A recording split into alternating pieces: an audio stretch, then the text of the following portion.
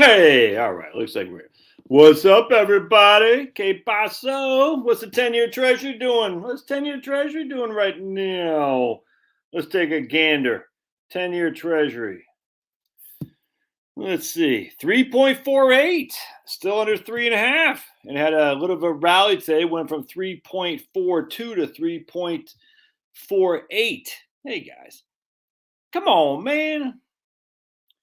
10-year treasury being under 3.5 is very interesting. We not on Rumble Live yet, or what's going on here? Hold on just a second. There we go. All right, sweet. Yay. My son's freaking tennis team had a game today. Hey, my wife just hello, babes. My wife just gave me a thumbs up, and their stupid. Hey, Dana! Dana's in the house, everybody. What's up, Dana? Dana's like the coolest cat on all the internet. He and his wife are just crush, and they got the cutest little dog, Lacey, little Lacey. Anyway, that's cool, man. Hope y'all are doing well up there, Dana. Seeing how you guys are, where you're progressing to get out of the wonderful red city of Portland, Maine. Anyway, so my son's freaking tennis team was playing some other clown school from Cobb County. And I don't know anything about tennis, but I do know that if you hit the ball hard and you hit some kid, you're supposed to say sorry.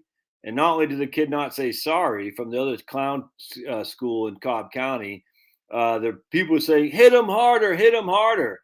And the coach didn't say a freaking thing, dude. Didn't say a thing. So they can all kiss my ass. That's all I got to say about Cobb County.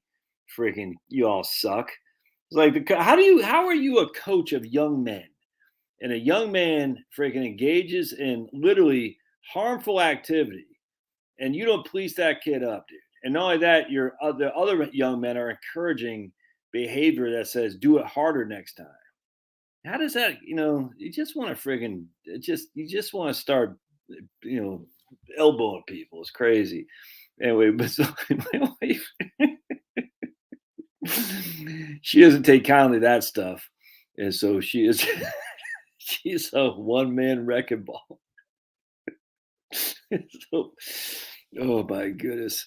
Anyway, so she intimidated the other team's players. They're like, yeah, she's like, come on, man. Let's go. Let's go. Yeah.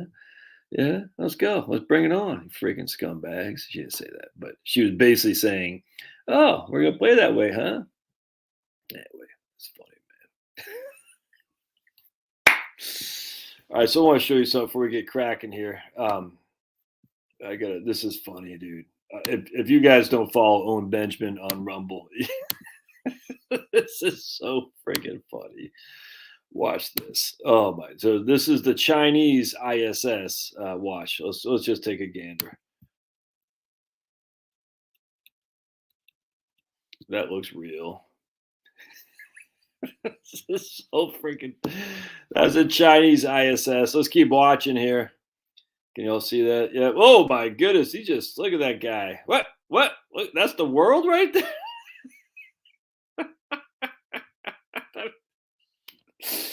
Oh my goodness. Look, that is fantastic. That looks real. Oh my gosh. All right, so then we is that it here? I just had to laugh. Right here, this is great. Those Chinese are going to beat. Oh, holy crap! Look how small the world is. The Earth. Remember, the people in the ISS. That's the stupid Chinese. All right, whatever. The people in the ISS are 150 miles up. If I may just show you a globe, shall we? And I will show you again for the 1,000th time, as Neil deGrasse Tyson says. So don't call me a conspiracy theorist. Here is where your old buddy Josh is from, right? Let me get this right here. That's so freaking stupid. All right, so I am from basically right there. And right here is Boston. So from right there to right there is 155 miles. From right there to right there. So if we take that, I don't know, freaking 2 centimeters, and we put it above the globe, you're not seeing all that globe. You're not. It's so freaking stupid. Even Neil deGrasse Tyson says that. It's so dumb, man. I just don't get why the people have this thing that says, "Oh, we gotta." So I just want to show you this too, just while we're at it, because it's funny. It literally is. It's so funny how this works, and people just. So I want to show you this. This is classic. Watch. Volcanic, or has it always been cold and dead? Was it once part of the Earth? Ba, ba, ba, ba, ba. Or was it a wandering planet captured by the Earth eons ago? Come on. Oh, I'm sure I'll get banned for that. So we will delete this after. Oh my goodness, Kim! Kim! First of all, what are you doing on Facebook? Dude.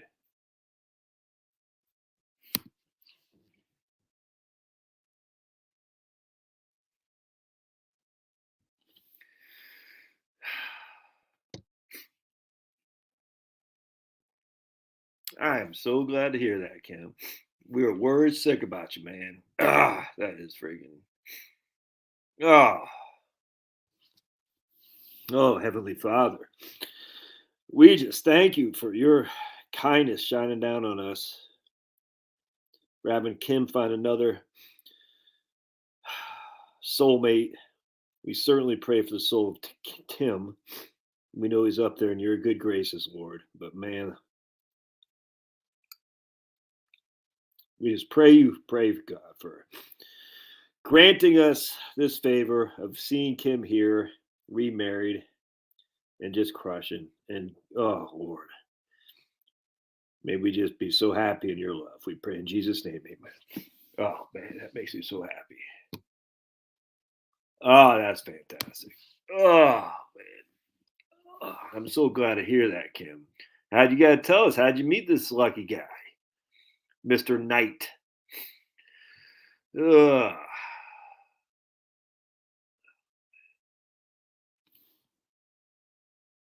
Yeah, make sure you put the show notes.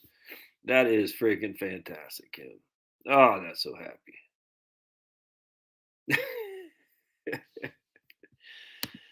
Oh man.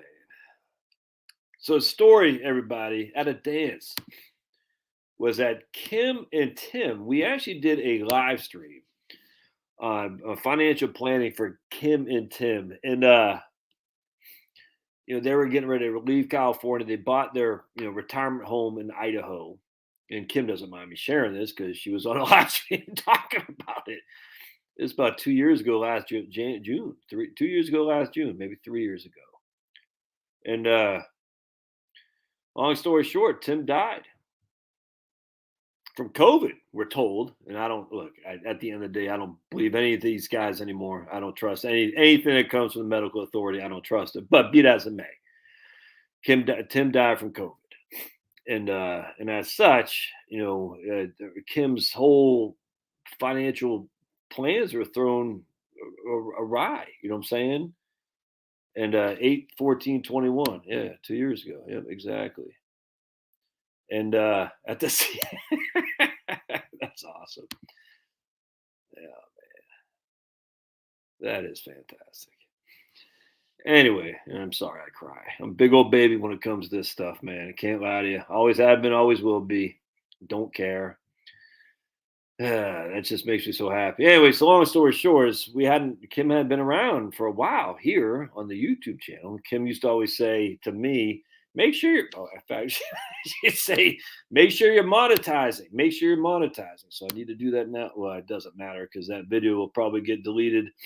I won't monetize this because that video will get deleted from what I just showed because I showed the, what the hell was that? I don't even know what I showed. Well, we'll try, see what happens. I'll probably get struck down in flames. And that AC/DC song, Struck Down in Flames, something like that. Wait, so here we come back to Kim. And Kim says, we were just talking about it like last week, man. Like Denise and the other Denise and other people on here. Marie, probably. Hey, Marie, you got to change your little avatar, huh? Look at that. All right. Cool. And look at here. Here we go. And Kim is meeting their knight in shining armor, Mr. Knight, and at a senior citizens dance. I bet he's got a yeah, me too, Denise. I bet Mr. Knight, what was his first name? Dennis. I bet he's got a backstory too, as a matter of fact. Anyway. That's fantastic. That is fantastic. And see, this is why, my friends, I had a guy post like, "Why don't you keep your politics to yourself? No one wants to, whatever." And I said, "No, dude, I'm a freaking an open book here, and I'm not going to hide who I am because the people I get to meet who are fellow travelers like Kim and all these people on here, we get to know each other personally on a personal level, even though it's a lot of it's just from here. You know what I'm saying? On this YouTube, it's nuts." And I want to know people on a personal level. I don't want to just been on a freaking, oh, let me tell you about finance. And, that's boring, dude. I mean, you can find that anywhere. It's not fun. This is fun, dude. It's fun to get to know people. There's guys like, you should keep your politics and conspiracies and all that. And if you don't like it, don't be here. I was cool with that. Whatever. I don't want a broad audience to appeal to. I want a specific narrow people, of fellow-minded people who have the ability to think beyond just the day-to-day crap that we're fed from the TV or the internet or the stupid newspaper. Anyway, that's fantastic. There we go. My man, celibate 20. Right on, man. That's good stuff. Have been going on little trips to Morro. I don't know any of that. Pismo Beach. Pismo. Don't know what that is. All right. That's awesome, Kim. Well, I am glad you are here. That is fantastic. So let me just make sure we're getting the monetization. You don't really make a whole lot of money on live streams. It's very interesting, actually. Actually, on my conspiracy video we did the other day with Brian Stavely, we got like 3,500 or something like that, 700 views on Rumble. I just don't trust it. I don't trust Rumble live stream views. But yep, no, sweet as Maddie. Come on, girl. Everyone wants to see how you're doing. Thanks, girl. Sure, you don't want to say hello? Maddie says she doesn't want to be doxxed. Oh boy, my wife is rubbed off on Maddie. Remember, Chloe was on the video the other day. All right. Yeah, I forgot what we're just talking about. All right, so let me just delete some of these things. Oh, so the video we did on Rumble the other day for the Brian Stavely one. Hey, Jeremy. Right on, Jeremy. Jeremy. On Rumble got friggin' a lot more views than I got on YouTube. I just don't know if I trust it, man. It's just weird. So you see some of these guys who got crazy views on Rumble on their live streams, but not hardly anything on their regular videos. I don't know.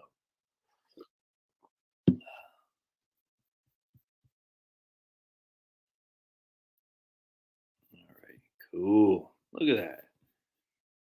How's Denise doing? Well, the California Denise, she's doing good. She had a little bit of a falling out with another guy on the channel who was, I think, not. I said it was being a little bit. I don't want to say hostile, but that's too strong a word. But it's being kind of. I was like, "Come on, dude, lighten up." You know what I'm saying? I forgot what it was about. It's just like, "Come on, lighten up." I can't remember what it was about. The other Denise is crushing. In fact, the other Denise just wrote me a nice email how she's dealing with her financial planning when she was down with Wellington Fund. All right, so that goes kind of the crux of what I want to talk about today. All right, sweet. So I was doing, just real quick. I don't know if y'all saw the video I did, Wellington.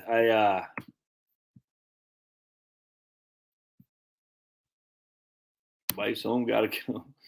Wow, we know who wears the pants in that family. It certainly isn't Rusty Rusty Winch. Yeah, but why would they? But why wouldn't they do the videos, Jill? Why don't they watch the regular videos? You see what I'm saying? Like,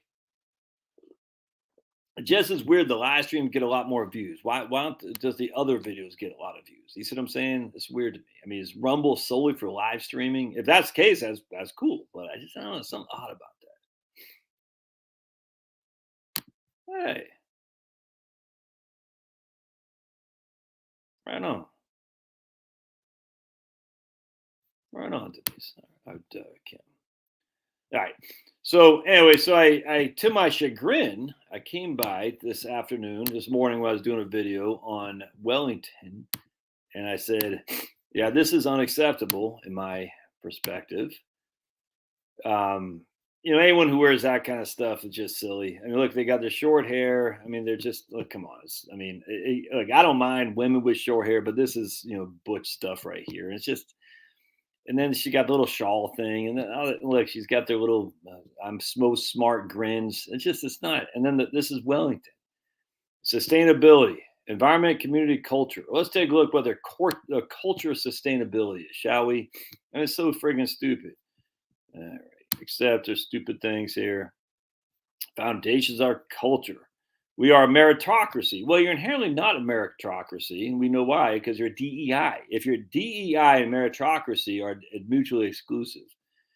Ideas have no hierarchy. Our transparency, an open architecture facilitates. And if you believe that, I got some oceanfront property in Arizona to tell you, dude. It's all nuts. Oh, but right here, we believe a divert workforce is to learn more about DEI. Let's take a look more. If you're promoting DEI, you're a scumbag because DEI is Marxist crap. It's anti-white. We know that for a fact. And if you think it's pro-minority, you're crazy. It's just divide and conquer is what it is. It ain't pro-minority. It's just anti-white without question. And to say otherwise is just to be stupid because you don't know the history of these freaking clowns who promote this crap.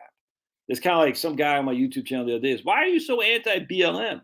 That's because they hate the nuclear family. They want the breakup of the nuclear family. This guy says, the guy said, no, it doesn't. I looked at their website. I said, because you're a freaking moron, dude. You've been lied to, just like how NASA lies to us all the time. You've been lied to. Because if you would have looked back in time, the beginning of the BLM, you would have saw that they're Marxist. That's what they say. They're for freaking all that, 72 flavors, whatever the hell it is, and they hate the nuclear family. That's BLM in a nutshell. Just because they hide that from you doesn't mean it's not true now because they've bbeen called out. It's nuts. Why are you against diversity? Because this all fake, dude. It's all fake. They're trying to be don't even get me started on Paul. But anyway, a lot of similarities here we're starting to see. If you actually dive deep into Paul, be all things to all people if it advances the cause. Because that's what Paul said, truly. You should look it up, man. Be all things to all people if it advances the gospel. So be a chameleon or even engaging in lying. If it advances the gospel, yes. Yeah, I'm not so sure I agree with that there, Paul. Diversity, equity, inclusion. Report. We believe while we have a clear vision of what global diversity equity looks like, we recognize it's a journey. We also recognize that our firm have a long way to go, and we fundamentally believe that increased transparency regarding diversity promotes accountability. So we're going to celebrate Wellington women. Okay, remember they're talking about meritocracy. You're not a meritocracy. Meritocracy means the best person gets the job. And this is all freaking, I will choose to be my authentic self. I will fight for I don't know what that says.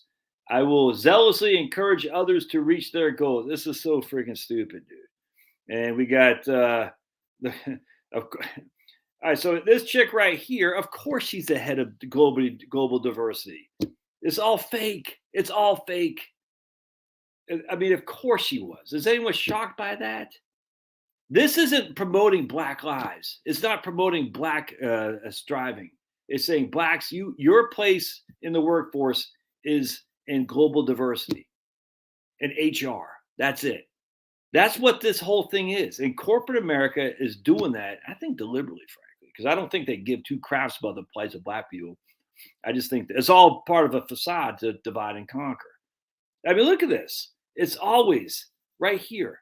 The ghetto of corporate America is in global diversity and inclusion. And that's where all the Blacks get put in. Or freaking woke white women. You see what I'm saying? It's always the same thing all the time. Everybody knows this, but everyone's afraid to say it. I don't care. Unsubscribe. I literally could care less. It's nuts. And you will know this, and I know this. It's like a freaking, the ghetto of academia is, the freaking DEI studies, whatever that stuff is called. It's so freaking stupid. The path forward. Our managing partners recently shared their thoughts on issues of racial injustice. All right, it's just so freaking stupid. Anyway, so what we want to do back, we're going to go back to Wellington, their homepage, and we're going to see. So the very first thing that we got right here: why invest sustainably, climate leadership, stewardship, and ESG integration. This is freaking evil crap, dude. Evil crap. And this is Wellington. What the? I don't want any part of this. Is what I'm saying. I don't want any part of that crap because it's evil. And you got to recognize evil for what it is, man. Evil. You cannot be. I'm going to be evil as long as I get good returns on my portfolios. You can't. Yeah, at some point you got to say, well, at 100%, Rick. People got to stand up and say, no, this is unacceptable behavior. You're pushing Satanist stuff. And to sit there and say, well, I get a good return. No, it's unacceptable. And if fool me once, fool me twice, whatever that freaking thing is. I felt, look, I always liked Wellington because I knew a portfolio manager at Wellington, just a friggin' really a guy who is not very flamboyant, not very glamorous. He's like a Catholic white guy living in Wellesley, Massachusetts. A wealthy guy, not rich but wealthy. But he's everything you'd want a PM. Everything. Soft-spoken, thoughtful. Had like 5 kids. Put his kid through Catholic school and all that. He probably went to Boston College. You know what I'm saying? And look, I'm Jesuits. I get it. I'm not a big fan. I get all that. But what I'm saying is, you would want that guy to manage. A guy like that, you'd want managing your money. And I hadn't looked at the Wellington website because I just, my thought process of Wellington was this guy was one of my clients, the portfolio manager, a long time ago. That's exactly who I want one of my money. Bogle came from Wellington, John Bogle from Vanguard. And I guarantee John Bogle is going to sit there and say, I got to, grade people on whether or not they're gay or white or a man or it's freaking stupid. It is a meritocracy. The best gets the gig because our goal is to make the most performance for our shareholders possible. If we're hiring on the ghettos of freaking investment management, that is a fee we can't afford to pay because someone's paying those fees for these clowns. And it's you as the fund shareholders, man. You think the profits of the top of Wellington are being hit? No, they're going to keep their profits. So it's coming out of your pocket. And I don't want any part of it. I don't want any part of Marxism, liberation theology, DEI, none of that crap. The Jesuit Marxist theology, which is liberation theology, by the way, from the Catholics, doesn't mean all Jesuits are bad, but there's some issues there we got to acknowledge. And if you just look at some of the Jesuit history, you're like, that's not kosher, dude. It's not kosher at all. Is any wonder actually why a lot of the stuff that came from the Catholic institutions were about the Darwinism crap, about the Big Bang.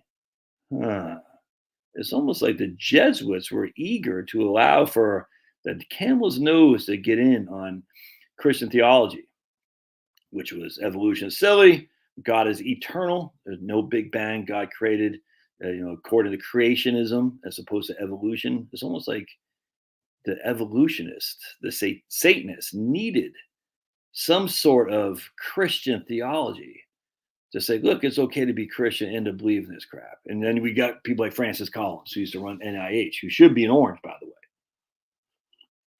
Well, that's conspiracy. I could care less. You can call it conspiracy. You're damn right it's conspiracy. It's truth. People conspired to move the world away from a creationism and a God-oriented universe, where basically God is the center of the universe, to where we are today, where God is, we don't need God. And we'll come back to it. We're all going to come back to needing God again once the freaking good times are over. It always happens like that. It's so obvious as you're wealthy, you don't need God anymore because you got more money than God. You're like, I don't need God. And the interesting thing is the wealthy people, a lot of those guys are miserable. They're like, dude, I got more money than I know what to do with. And what's that stupid song? More money, more problems, or whatever it is. All right. Oh yeah, no, dude, Schwab, Vanguard's customer service has started to suck donkey balls, man. It's crazy. All right. So anyway, I want to share with you something here, and we're going to go into, right. Hey, it's cracking egg sweet Cracking eggs. Tweet. All right, good stuff there. This guy or lady always post on my Rumble channel comments. Much obliged. So we want to start now with we're going to go to BRI, biblically responsible investing. Now, a couple years ago, right when COVID, maybe it was 3 years ago now, I guess it was 2020, the Kingdom Advisors had a conference, as an annual conference in Orlando. And the reason I went is because familiar with Kingdom Advisors back a long time ago when I used to be a big Andy Stanley fan. I still like Andy Stanley. I haven't listened to his preaching in a long time, but Andy Stanley really changed my Catholics don't have the same kind of preaching skills mostly, at least American Catholics, as like the Protestants or non-denominational Christians do. It was just, at least in my experience, which is, from many Catholic churches, the preaching of Catholicism is weak at best. Now, the nice thing about Catholics, we're getting some Nigerians and some Hondurans and some Mexicans and these guys from, the third world, if you will, coming in, and they're crushing, dude. They kick ass. I love those guys. They're gonna, those are the people going to save Catholicism, because it ain't us. I mean, the old Irish priests of the old days, those guys are gone, and now we got a bunch of let's just say colorful people, if you know what I'm saying, colorful. Yeah, you know what I mean, colorful, happy, who have endowed themselves with the thing there, and we know this for a fact. In fact, there was a video or something. I think somebody did something to talk about how there's some kind of, they're tracking Catholic priests in their gay version of, I don't know what the hell it is, Tinder or something. There's like a gay, whatever the dating app for gay people is, and there's a bunch of Catholic priests on there. And I said, damn, and that didn't shock me in the least, not in the least. Lots of bad behavior in the priesthood, and that has got to be recognized. And people should have gone to jail. And that doesn't mean if you're wearing a frock or whatever the hell the thing's called, you're bad. But at some point, you got to say there's enough bad behavior to start questioning what the hell is going on. And our stupid Pope right now, he's all part of it, dude, 100%. And I don't know why, the Pope previous to him, drawing blank his name, I'm not sure why that guy, he came in and out. I wonder if he saw how bad it was. He said, I'm out of here. I don't know.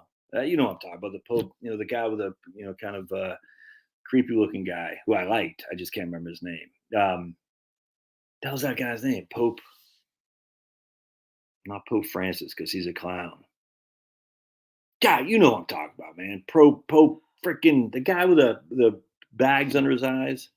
Hold on a second. Hey, Maddie. Before Pope Francis, what's the Pope's name? Benedict? Benedict, okay. Yeah, Pope Benedict, right on. Yeah, that's who it was. Anyway, so he did. So that guy was good. And then I just wonder if he saw what the hell was happening. He's like, don't put this on me, man. You know what I'm saying? And here comes Pope Francis and his Jesuit ways. He's like, hey, this is great. It'll destroy the church from within. I'm being a little bit over the top there, so don't be too offended. But anyway, you got all these Nigerian priests that have come in. We got guys from El Salvador in our local church here freaking crushing. And I'm like, damn, I never heard any of this from your typical American pastor before, or priest. I was loving it. Anyway, long story short, so Andy Stanley from North Point Community Church here in Alpharetta, non-denominational church, his dad was Charles Stanley. Hey, right on. Hey, look at my man Michael. Hey. And I appreciate you referring somebody to me there, Michael. That lady kicks ass and takes names. You know what I'm talking about. She was very worried, by the way. I'm sure this is the same Michael Lewis. I presume it's the same Michael Lewis.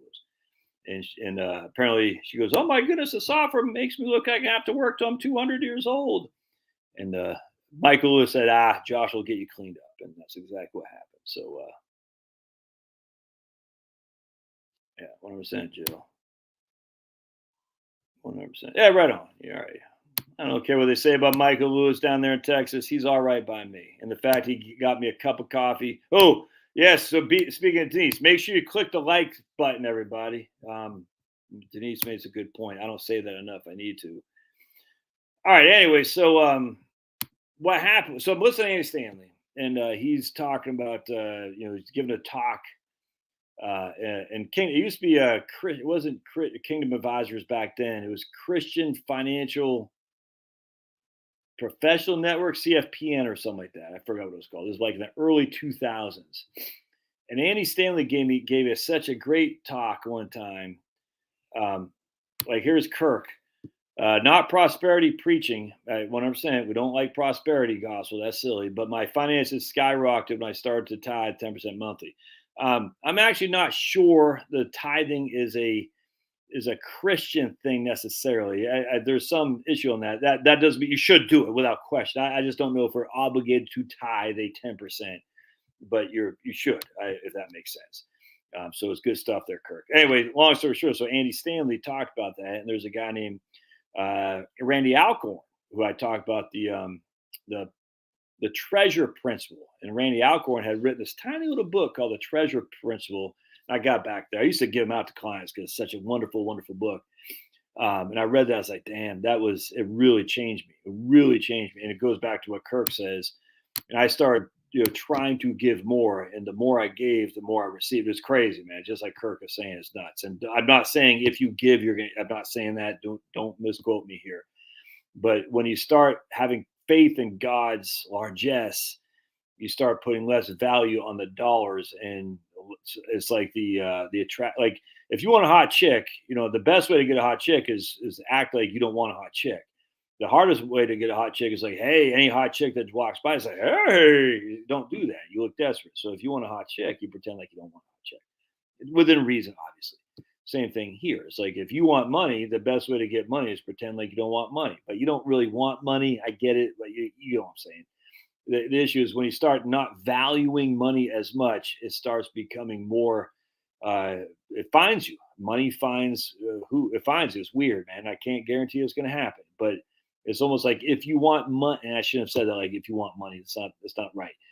If you value money less, somehow money will find you more. If that makes sense. If you value, if you hold yourself out, this is what I tell my sons too. I say, look, don't just freaking, keep it in your pants until you find the right one. Because if you keep it in your pants, the ladies that you're talking to are going to value you more because they know that you're special. And being special is where the ladies want. They don't want some guys just freaking floating around out there, whipping out for anything that moves.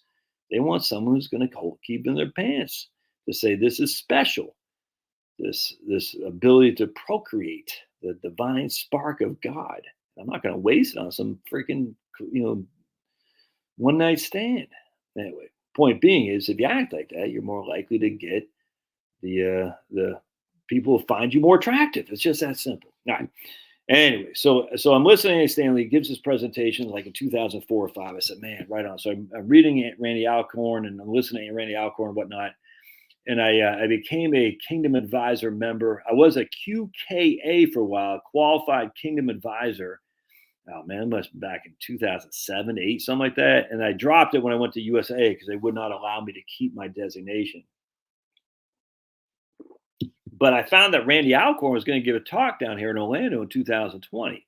And I want to see Randy Alcorn because that guy has such a big impact in my life. So I went down there, Kingdom Advisors meeting in Orlando, and it was great. And this is right during the beginning of COVID, right before it really kicked in. So no one was wearing masks or anything yet. It was just like great. It was literally like in February of 2020. But Randy Alcorn couldn't make it because his wife was pretty ill. I'm not sure if she made it, actually. I don't know. But he did give a talk over the Zoom thing, and it wasn't quite the same. It was still worth it. But anyway, so the point being is there's biblically responsible investing. And one of the guys I met down there was this guy right here, which we're going to look at. And then we're going to run some numbers here.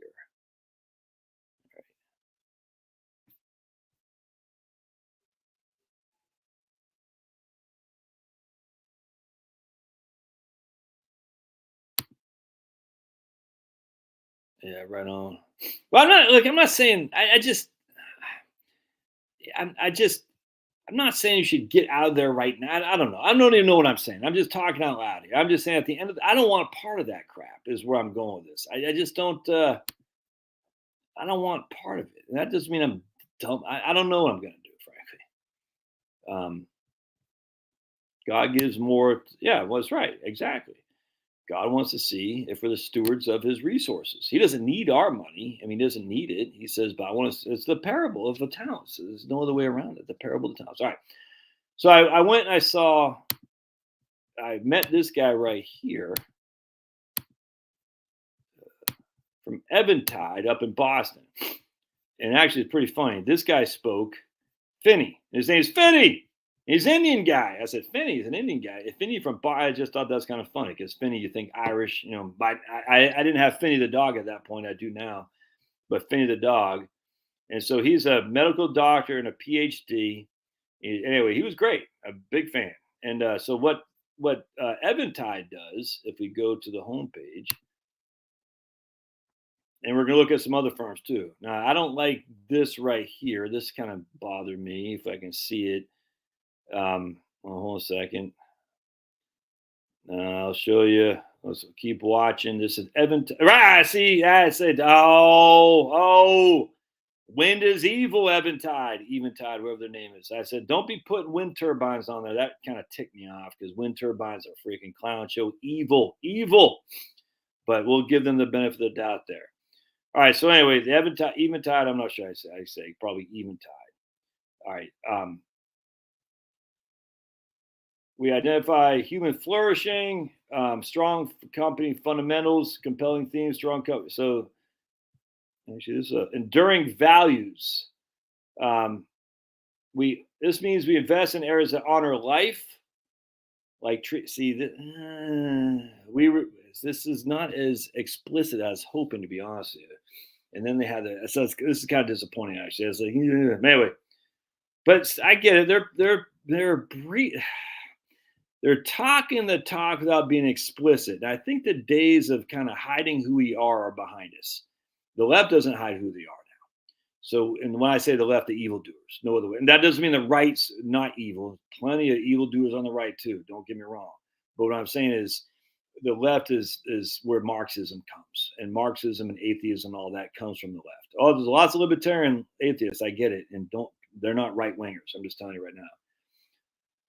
The secularist. Anyway, so these guys, Finney was pretty fundamental down there with lots of Bible passages and stuff. It's been diluted here. We invest in areas that honor life, like treatment seeking to address diseases.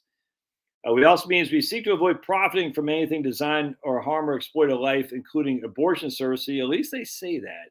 Weaponry and tobacco. That doesn't bother. At least they're saying this right here, but they're not making it as explicit as they like. Anyway, we believe in preserving peace and justice. Strong ethics and take extra precautions when considering companies with ties to countries where we have concern about human rights abuses. Important. See, this is all good. I wish it was a little bit more explicit. Let's just put it this way. Because remember, anything that's not explicitly right wing will become left wing over time. That's the O'Sullivan law from John O'Sullivan, who used to be the publisher of the National Review. Anything that isn't explicitly right wing will become left wing over time. And National Review is a perfect example of that because National Review is a left wing rag now. It's insane. Remember, Time Magazine used to be considered right wing back in the old days. Time Magazine, they used to be, take on Whittaker Chambers. They promoted the Whittaker Chambers anti-commie stuff. No one else would, but Time Magazine did. They were promoting Whittaker Chambers back then when no one would give Whittaker Chambers the time of day to say how Henry Wallace and all these other commies had infiltrated the United States government. Time Magazine was there. It used to be, I'd say right-wing, but certainly not like it is now. So the fact that Eventide isn't being so explicit, that bothers me a little bit. But anyway, let's see. We seek to serve marginalized communities and people. This also means don't invest in harmful, addictive products as pornography and violent entertainment. So that's all good. Responsible. All right. We are concerned with companies concerning mistreatment and litigation, regulatory actions, environmental stewardship. We don't invest in companies concerning mistreatment, litigation, regulatory action. So you don't say anything that's negative on fossil fuels, which is good. Oh, wait. I missed it. Let's see right here. There's a cleaner, efficient sources of energy and companies. See, okay. Well, that does this. I hope that means nuclear. This also means you don't invest in companies with a concerning record of environmental fines or abuses. Kind of putting yourself in a corner there because you're not going to have that much on wind because wind hasn't been around enough to have a lot of environmental fines or abuse. But it's coming, dude, because wind is horrible. No other way around that. But anyway, be that as it may. So I said, okay, it's pretty good. I like what I'm seeing so far. I like the guy's story. And then we're going to look at their products and we're going to see the mutual funds. Let's see what their 1% initiative. We're going to empower business to lift people out of poverty with dignity. All right. Well, I like all that stuff. That's all good. We're going to, our goal is to invest approximately 1% of our assets under management, not our fees, our AUM. That's pretty good. But they align their mission with Calvert. That's not good. I don't like Calvert. Calvert's big libs. Not all World Vision means something to me. I just can't remember if I like it or not. I'm not a big fan of that Calvert, so that kind of bothers me. All right, so let's keep going. So that's one, Eventide. For Catholics, there is Ave Maria Funds. MariaFunds.com. And we're going to start here. We got AveMariaFunds.com, and then there's the Timothy Plan for non-Catholics, for Protestants, and there's other biblically responsible investors as well. So right here, Family Pride, America's largest, built on pro-life beliefs. Our shareholders don't have to sacrifice financial benefit for pro-family beliefs. A Catholic Advisory Board, and right here, Catholic values. So again, for non-Catholics, like, okay, I get it. 100%. We'll look at the Timothy Fund here in just a second. But anyway, our fund family. The point is, they're very upfront, the Ave Maria Funds, and saying we are explicitly pro-life, right? 100% pro-life, pro-family, without none of this kind of beating around the bush stuff. And that's what I want to see. Because again, if you're not explicitly right-wing, you're going to be left-wing over time. So what I want to do here, I want to look at some of their funds. So we're going to go to Portfolio Visualizer, and we're going to see here. So we want to look at, let's just look at the World Equity Fund. Now let's look at the Value Fund here. Let's see if what we got going on. How many people have we lost? All right, sweet. Still got a good crowd. All right, sweet. Yay. And what we got on Rumble? Why is it Rumble telling me how many people? Oh, I think I got to refresh that. Hold on a second. All right, good. Still got people on Rumble. All right, good. Fan-diddly-tastic. So what we're going to do is we're going to look at this fund right here. And look, I want to be very, very clear. I'm not in the business anymore of beating them. I could care less about beating the market. I don't care. I want to make sure I don't get skunked. That's all I care about now. If your primary goal is beating the market, this is not your channel. I could care less about beating the market. I want to make sure we don't get skunked. And if other funds outperform me by investing in Satanist companies, I don't care. I just want to make sure we have a successful retirement and we don't get skunked. That's it. So don't come to me saying I could care less. Don't come to me saying, well, I could have had, a 1 percentage point more if I just would have invested in abortionist or pornography, or I hate to say big pharma and all that. And these guys, I don't know. I bet they probably do. But at the end of the day, they're supposed to be screening out for explicitly anti-family crap, because this is the big issue right here. And so if your performance is 1% or 2% higher than mine and you're investing in Satanist, more power to you, dude. That has no concern to me at all. I just want to make sure we can survive. So what we're going to do is we're going to go to Portfolio Visualizer. And again, that might bother people. I just don't care. I don't care. I don't know how you can sit there and stay silent now. There's a genocide of abortionists running rampant through this world, 100%. A genocide of big pharma running rampant through this world. This isn't debatable, man. There's a genocide of anti-family stuff with freaking story time, whatever the hell that is, story time, that even some right-wingers are saying, it's okay. It's just people being their authentic self. This is evil, man. And you can't sit on the sidelines. You have to say, no, these aren't mutually exclusive. But these is mutually exclusive. I mean, you have to make a choice. And if you choose, what did Rush say? Someone posted on my YouTube channel the other day. If you choose not to decide, you still have made a choice. And so at some point, you have to say, look, I'm going to sacrifice returns potentially because it limits my ability to invest in all these companies, but I'm not going to engage explicitly in the murder of unborn babies, promoting unlifestyle, unfamily things of promoting war and things of that nature. And I mean, again, I could lose all kinds of people. I don't care. I got one person that I got to pay attention to, and that's the big guy upstairs. And if I make money on this temporal plane and not pay attention to the big guy upstairs, woe to me, woe to me. All right, so let's go to Portfolio Visualizer and let's just take a gander. And I don't know how long I haven't done this, so we're going to do it together here. And we're going to type in that ticker. And I don't even know what this fund's investing. We're going to see the AVI. And again, if you're not Catholic, just hang in there. We're going to go to the Timothy Fund here in just a little bit. All right, so this guy's been around since, what does this guy say? Oh, sweet, 2001. Good. So we got a 20-year track record of three, count them, bear markets. Three, well, four, actually, if you think about 2020, which I don't really consider, but I got to throw it in there. So let's see what this guy has done. So first thing, we're going to look at their metrics. I want to, actually, that's not what I want to say. I want to see their exposure. Yeah, right here. Mid-cap blend. So, okay, good. All U.S. stocks, a little bit international. That's what I'm talking about. All right, fantastic. I don't trust international markets as far as I can kick them. Why can't Jokey, the tennis player, come to the United States? Oh, because he wasn't vaxxed. Only 4 other countries don't let non-vaxxed people into their countries, other than the U.S. Pakistan, Myanmar, and 2 other clown countries. We are literally in cahoots with Pakistan, Myanmar, whatever that place is, and 2 other clown show worlds. It's crazy. That's how evil we are. All right. So let's see. This is a mid cap. All right. Lots of energy in there. All right. Healthcare, financial services. All right. Good. So anyway, no bonds. So I want to look at this guy. And what are the hold on a sec. And we want to look at summary. Does it show us what the fees are on this guy? All right, look, compounded annual growth rate. That's not bad, dude. 7.22. That's not bad. That's not bad. I'm okay. That's all right. Good. Let's look at annual returns.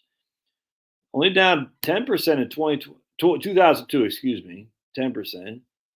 Got smoked in 2008, just like everybody did. Got smoked in 2015, but that's not a bear market. In 2022, it was actually up in 2022. Interesting.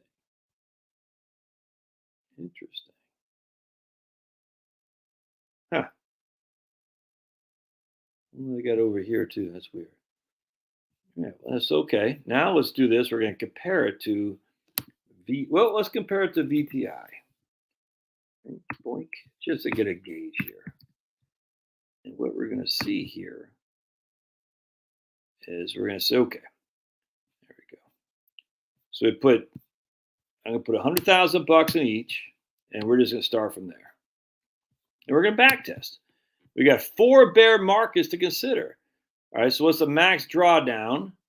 Max drawdown on Ave Maria fund, Ave Maria, was 55.78. Max drawdown of VTI was 51. So pretty similar there. Worst years are pretty similar. Best year was a little bit better for Ave Maria. Standard deviation is higher. Compounded annual growth rate is lower by about 1.25 points right there. All right, compounded annual growth rate for Ave Maria is about 7.22, which means you double your money every 10 years, versus the S&P, the total stock index. All right, good. So here we go. There's Ave Maria in the blue, and there's total stock index. All right. Now what we want to do is we want to say that's okay with me. I'm like, okay. Will that happen again? I have no clue, but I'm okay with that. I'm okay with sacrificing a point if it's going to put me in a better place. I'm willing to sacrifice everything. It's going to be put me in a better place with God. Let me tell you. But all right. So now what we're going to do is we're going to go cash flows. We're going to withdraw 5% a year, $5,000 a year. And we'll adjust it for inflation initially, even though it's stupid to do, but we're going to do it anyway just to see how it shook out. All right, so let's go here. All right, let's see. Everybody still with me here?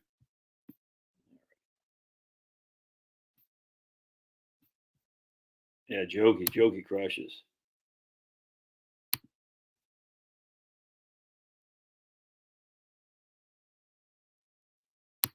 Yeah, see, that's not even that. Ronald Reagan's on here, talking from the grave.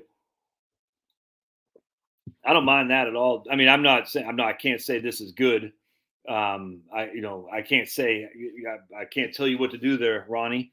maybe you should go back to acting with Bozo. What was the guy? Bozo, the monkey, whatever it was.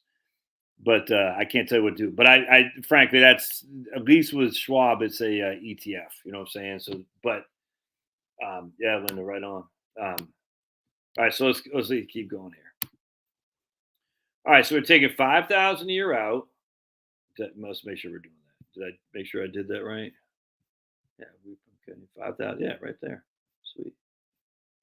Oh, look at that, mi amigos. Look at that. 5,000 a year out. And we are pretty doggone close to the same. In fact, in the aughts, other than right here, Ave Maria actually outperformed VTI for many years with taking money out as well. So we started with $100,000. We took 5,000 a year adjusted for inflation, and look at that. VTI is up by $15,000, but you're basically 21 years into retirement, pulling 5% a year adjusted for inflation, in 4 bear markets. Yeah, that's pretty. Look, VTI did worse. VTI did much worse right there in 2022. Now that is interesting. That makes, and in 2015 we got crunched, not a bear market, but VTI didn't do was negative, was flat. That is actually very comforting, to be honest. I'm surprised to see that. All right, let's do 6,000. I'm actually frankly almost stunned to see that. I thought the performance would be a lot worse. All right, 6,000 a year. Look at that. What? Look at that drawdown right there, though, man. 142 to 56. VTI went from 113 to 46. That's a pain. That's pain right there. But yet, look at that. Taking 6% a year out, we've only lost $20,000 in total capital with 6% a year adjusted for inflation each and every year. And we're up on VTI. Now, that is freaking interesting. Let's just do that real quick.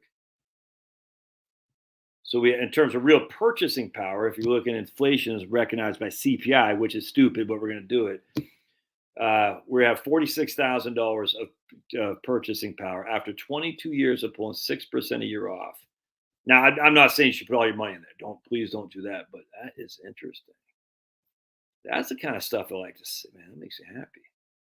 That makes me happy. All right. So now what we're going to do, let's go back to, let's go back to here. All right. Let's see what their expense ratios are.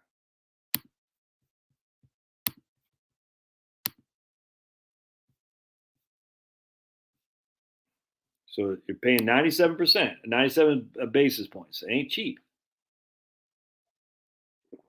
Only got 38 holdings. Ooh, I like that. That's a concentrated portfolio. That's see, got 300, almost 400 million assets. That's good too. So that means it's not a fly-by-night fund, obviously. That right there is a very concentrated position. That's always scary. I mean, it's more downside risk, but if you're going to pay for active management, you want a concentrated position, and you are paying for active management and the fees. All right, that's good. That's good. I like that. I'm a fan so far. So let's keep going here. We're gonna go rising dividend fund. Let's take a look at this. This is AVEDX. All right, and since inception, it's beaten the S&P Value Index pretty handily. And if it's so, let's take a look. Since 2005, 90 basis points is his fees, 42 shares, the holdings, almost $1 billion of assets. Right, let's take a look. Oh, man, I might be moving my stuff to these guys here myself. All right, so let's go. Look, I want to go back to Portfolio Visualizer. So let's go back to Portfolio Visualizer. And what we're going to do is we're going to weigh a portfolio of who changed their ways. You said 2016. Did they change their ways? What? And I didn't. I missed something there. I didn't see. All right. So go back to portfolio visualizer, and then we're gonna throw some bonds in there as well here in just a second. And again, we always compare the total stock index, not the value index. That's I get what they're doing, but we want to look at a diversified portfolio. All right. So what we're going to do here is we're going to start with zero. We're going to start no withdrawals. Excuse me. There we go. We don't want any withdrawals. 1 second. Oh, right there. All right, sweet. So we're going to start with 100,000 schmackaroonies. We're going to start in 2005, I think is what it said. First full year is 2006. We put $100,000 in. Yeah, looks good. And let's see what we got. Oh, looky there. Even net of the fees. Huh.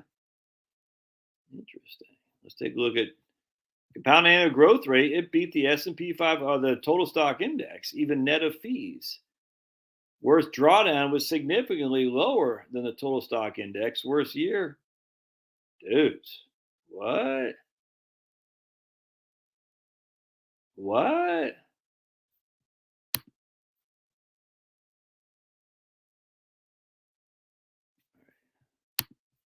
Man, they've actually done better, even with the fees, than the total stock index. Less risk, more performance, less drawdown, max drawdown.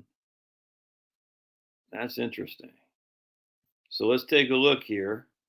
If we do withdrawals, will that happen again? I got no clue. You got no clue. No one has any clue. But I think it's important to at least say, hey, how do they do, given that they're concentrated? So now we're taking 5% a year out, adjusted for inflation each every year. Start with $100,000, so adjusted for inflation. We are still above where we started in 2005, 2006, the first calendar year, to include 2007, 8, 9, to include 2020, and to include 2022.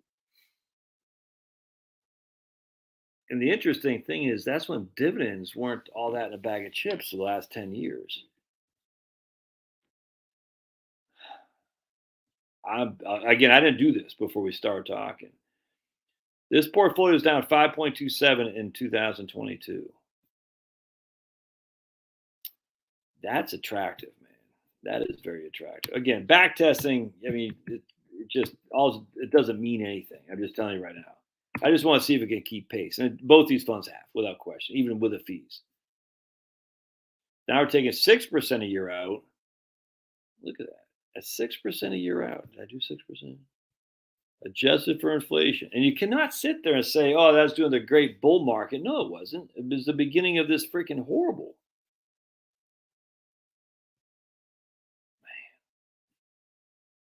Man. All right. Good. So let's just see what the metrics are on this fund here. Oh, no, exposures. They got all domestic stocks, a little bit international.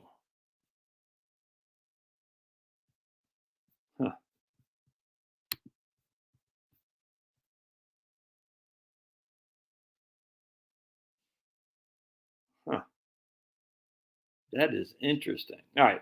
So now let's add, we're going to keep that dividend fund, but now we're going to go and add a bond fund.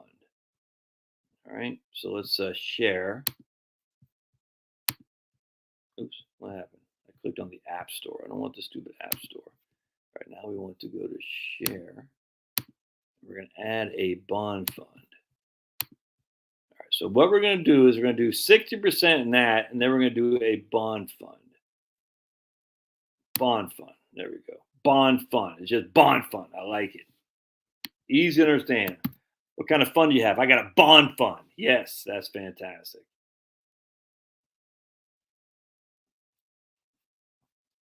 They got 500 million.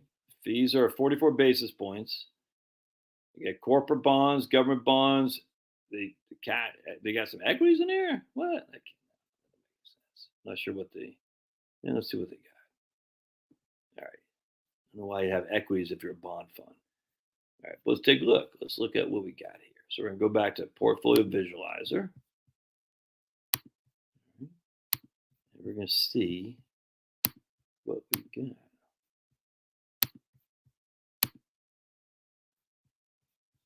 All right, there we go. All right, sweet. So now let's add this guy right here. Boink. And what we're going to do, put 40% in there, 60% in there. There we go. What we're going to do, all right, and let's see how this shook out. That should work. And I'm not rebalancing. Yeah, I guess I am rebalancing. Okay. Again, folks, don't put too much weight on back testing. You can make yourself look like Bill Gates if you want. But still, at the end of the day, I just want to see if we can keep up. All right, so we got a good time. We're going again right into the buzzsaw. That's 2007, 8, and 9. That's literally that's what you want. Now we missed the 2000, 2001, and 2, but we're still going to the. We didn't make any money in 2006 hardly, so we're going into a buzzsaw of the of that the Great Recession. All right, so here we go with the bonds here. All right, so we still start with $100,000.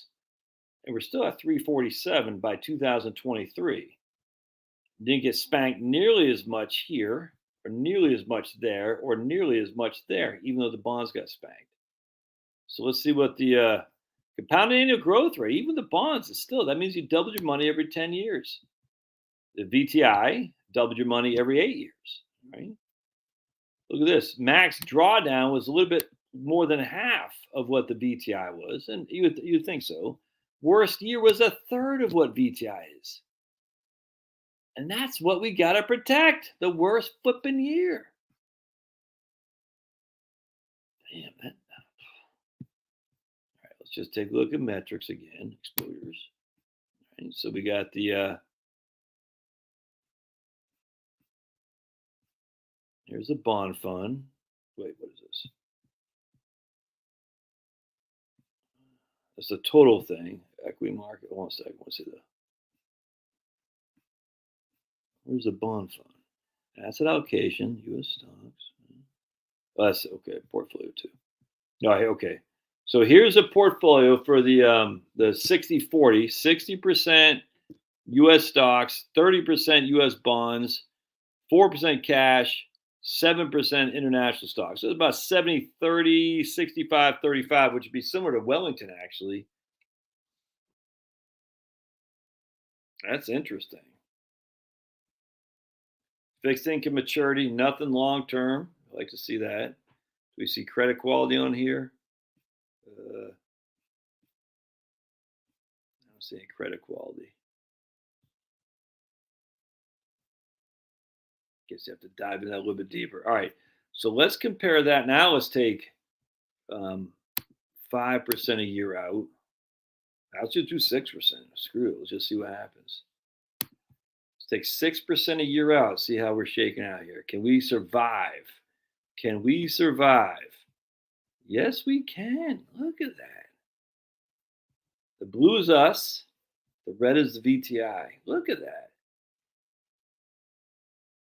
We're right back where we started on a nominal basis from 15 years ago. 1 bear market, 2 bear market, 3 bear markets. If we adjust it for inflation, our purchasing power is still at $70,000. That's with 6% a year out. VTI is still under. All right, let's compare it to Wellington Fund. This will be where it gets fun. BWLX. What if these guys can? If I can interview these guys? That'd be fun. All right, so let's take a look here. All right, so Wellington Fund did a little bit better. It was at 112. We're at 105. They're pretty doggone close, though. All right, so that's with 6% withdrawals. And let's do just none.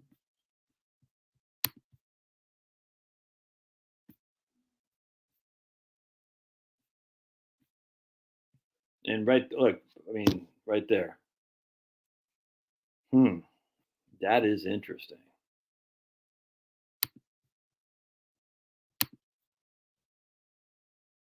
That is interesting. Let's let's just take a look. So I'm looking at the bonds.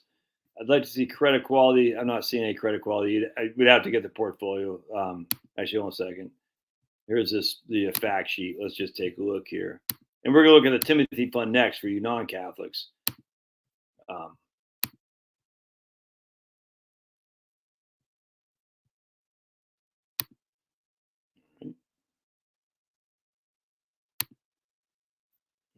Okay, open. Ready? Open. There we go. All right, sweet. I just want to see credit quality. So I can't, still can't see the credit quality. The top 20, Exxon, Lockheed, Illinois Toolworks, Texas Pacific Land Corporation. All right. It does say credit quality, but that's whatever. All right. So now let's look at the Timothy Fund. Let's see if they're as explicit as right here. All right. As Ave Maria funds.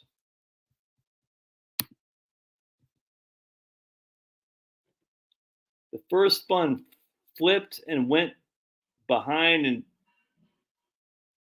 okay. Oh, okay. So in 2016, the value fund or whatever the first fund it fell behind it.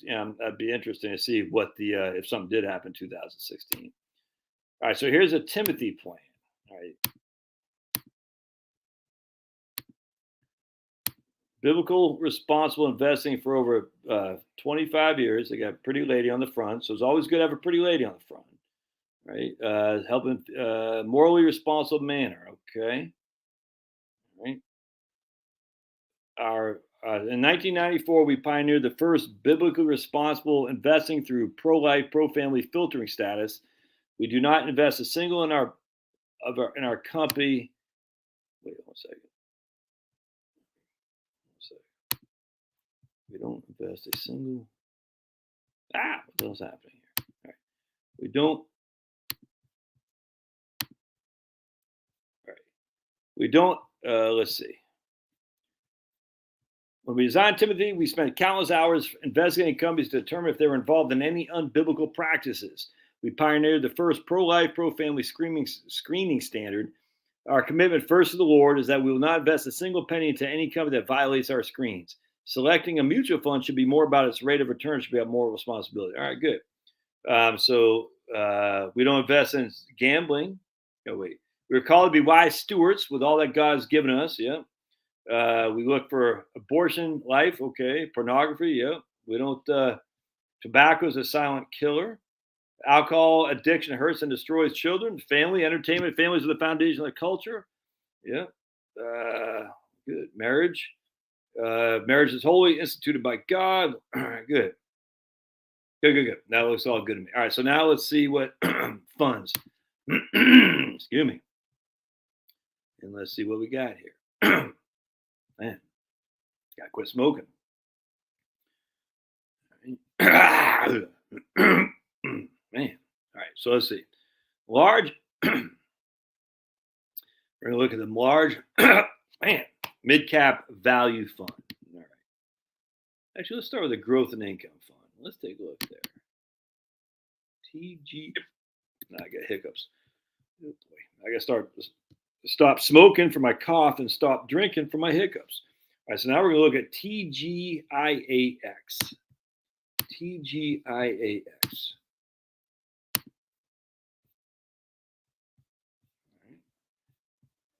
All right.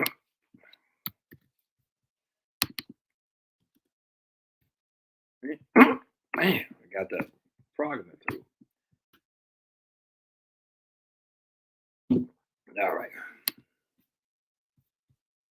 Stop smoking a carton of Cools.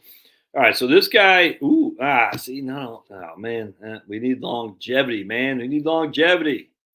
It's not enough. Well, let's just look at it. Yeah, so Timothy Fund's way down here. That's just not enough track record from 2014.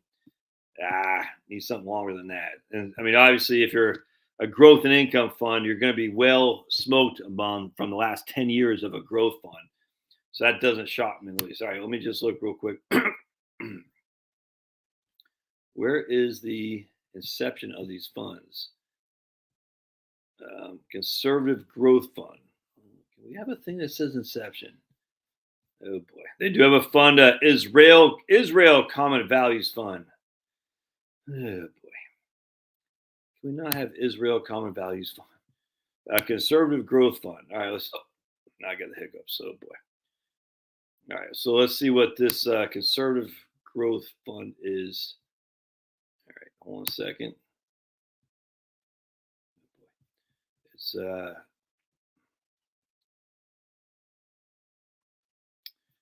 right.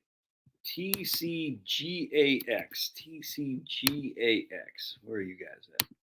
Right there. Okay. TCGAX. You hold my breath for a second so I can try to not have hiccups. Hiccups. How long has this fund been around? 2. There we go. Sweet. All right. So we got his track record here.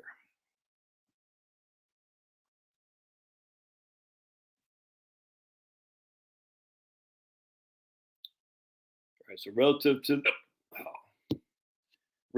the Wellington, let's do the VTI. Actually, metrics, exposures. I mean, there we go. Sweet. 43% bonds, 20% international stocks, 30% U.S. stocks, 4% cash. Oh, it's a good comparison of Wellington. You know what you got to do to get rid of your hiccups? You got to drink like from this side. That's how you do it. So I'm going to be right back. I'm going to be right back so I can go drink some water from this side right here. All right, be right back. Y'all see that, by the way? Oh, you can't see it. Hold on a second. Let me show you.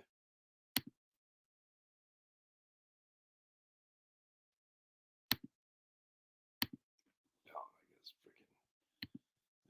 There we go. I'll be right back. Oh boy, I got hiccups.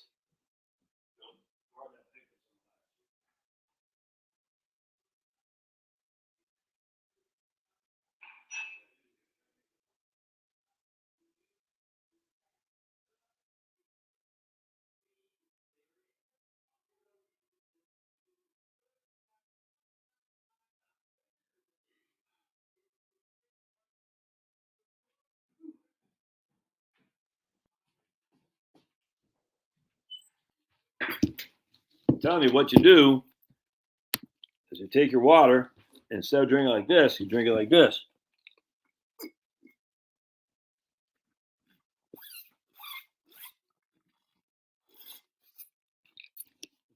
It does something to your, I don't know, esophagus or something like that. It's crazy. It works every time. Nuts. All right, so let's take a look here.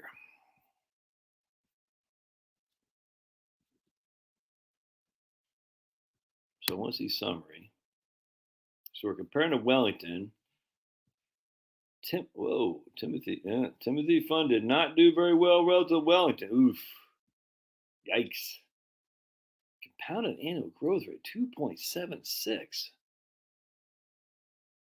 So it's international stocks. Yeah, we don't want international crap. So let's of course I could pay dividends when the international takes off. I just don't think they're gonna. All right.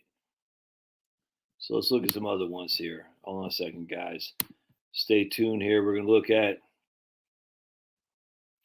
high yield bond, growth and income, aggressive growth. Let's look at large and mid cap value. Stop doing that, man. Large and mid cap value here. And there's more than just Timothy funds, too, by the way. And Ave Maria. There's all kinds of different funds. I just, off the top of my head, I can't remember them. So let's look at, are we still, I don't know, it keeps going off. Share screen. There we go.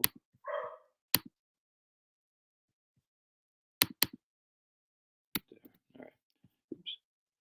And what we're going to do is going to compare it to VTI. All right, there we go. Boink. So let's see what this one is. This is their large and mid cap value fund. Good. 2002. All right. Hey, there we go. Sweet. Yay. Ooh. Timothy Fun. Looking good, man. Looking.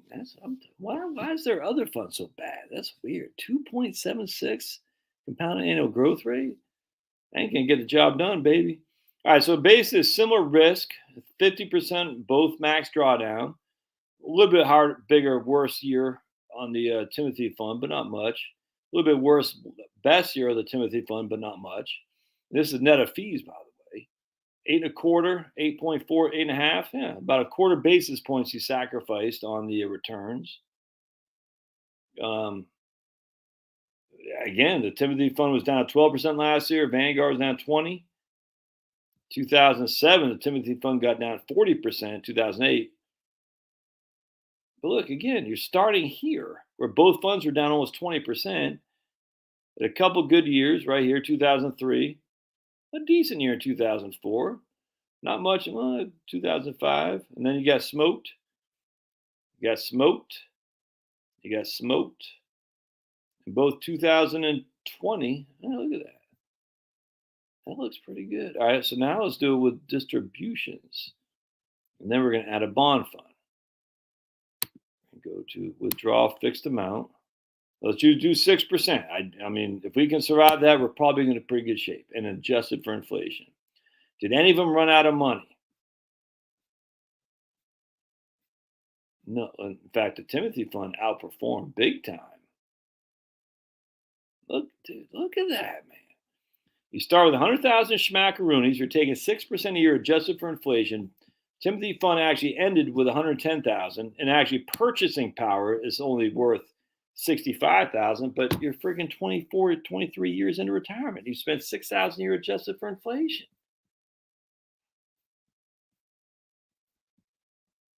That's a good looking fund. Timothy fund, all U.S. stocks is what I'm talking about.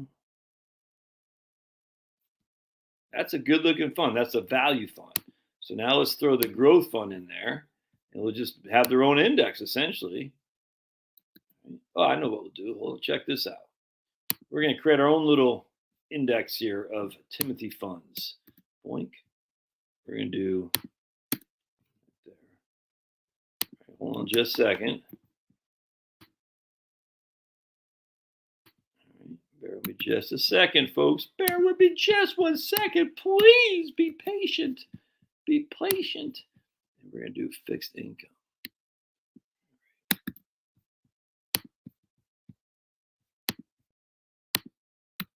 And we're just going to do, I don't know, let's do 25 across the board. We'll just say 25, 25, 25. So what we have a fixed income fund, small cap value, large cap growth, large cap value. And we're just creating our own index. All right, that's what we're doing here. And we're going to say we're going to rebalance. Yep, there we go. Look at that. It looks so nice. Looks like the food pyramid thing, wherever the stupid thing is now that Michelle Obama, Big Mike Obama put into being. Big Mike. Hey, Sue. Suez, que paso. Big Mike.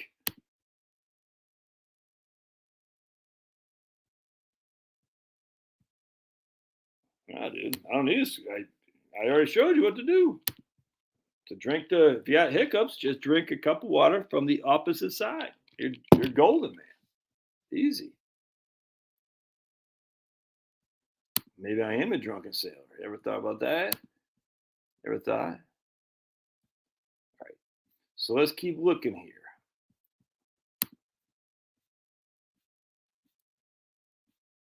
Oof. Yeah, that don't look good. Oof.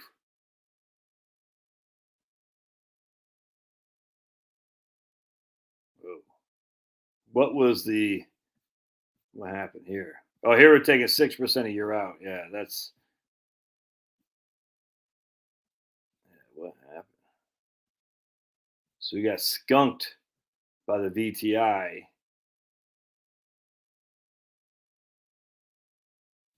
Wonder what caused that. So now what we'll do is we'll get rid of. We're going to keep us. What we're going to do here, we're going to get rid of the growth fund. We'll zero that out. And we're going to do 30. I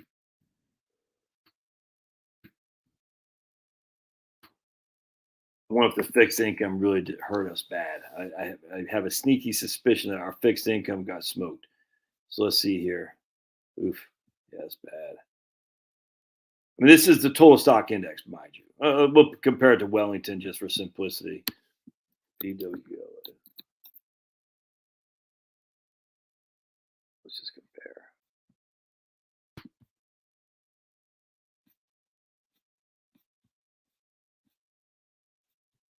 Yeah, we got killed. We ran out of money. What caused that? Was it the fixed income? The fixed income fund must be bad. Let's take a look what the fixed income is about. That must be bad. Or maybe the small cap value, but let's take a look at fixed income. And we'll compare. So that doesn't that's not good. All right there. All right, so Timothy Fund fixed income.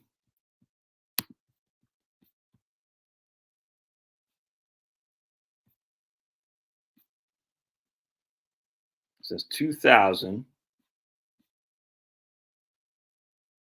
Final. Oh, we're okay. 1 second. 0, there we go. All right, cool. All right, 1 second. Let's do it again. Right there.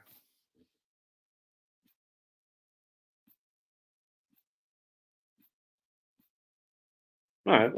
I mean, that's okay. That compared to the Wellington, obviously we got smoked, but who cares? We're compared to we're 100% bonds. All right, so we our compounded annual growth rate, yeah, about 2.5%. Again, that's net of fees. The fees are already taken out. It shouldn't really compare it to Wellington. Let's compare it to BND actually. 1 second. I'm not sure BND goes back that far. Yeah, it doesn't. All right, so all right, well, pretty. All right, there you go. So here's BND since 2008. Here's Timothy. Yeah, they're within spit distance of each other. All right, so again, the it's gonna be tough on the fixed income because of the fees. What are the fees on the Timothy Fund here? I don't know. I'm not sure their fees. Yeah, Randy Alcorn, they got it right here. The average Christian whose retirement program is in mutual funds or stocks managed by others has no clue where God's money is actually going. 100%. Yeah, 100%. All right, so that doesn't bother me right there. I mean, I'm very comfortable with that. Just don't. So it must be a small cap. It must be the small cap fund that really stunk up the Timothy Fund. So let's just take a look here real quick. And the small cap was, I think, this guy right here. Let's just see. Small cap value shouldn't underperform that badly. I mean, that's nuts.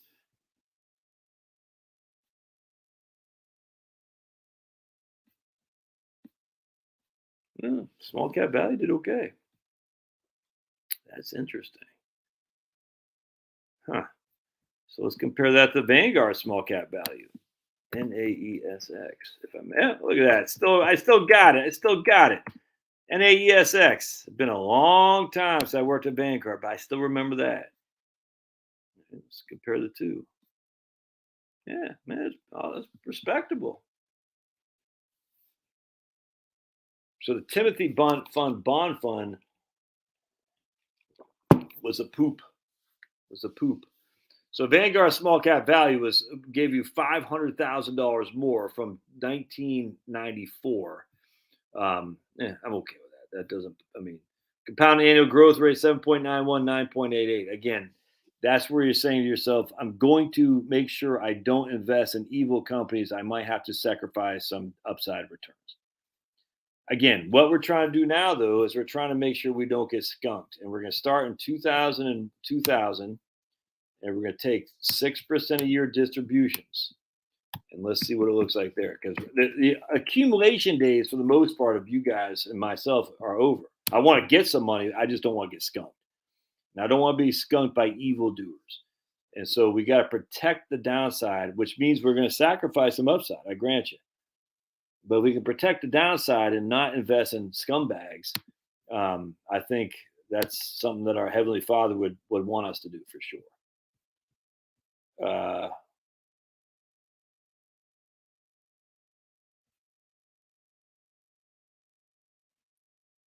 I told Monsignor that no more money for the church, so they defrock Notre Dame. Oh, Notre Dame, gotcha. For giving praise to Obama. Yeah, 100%. Monsignor said, I see dark days. Yeah.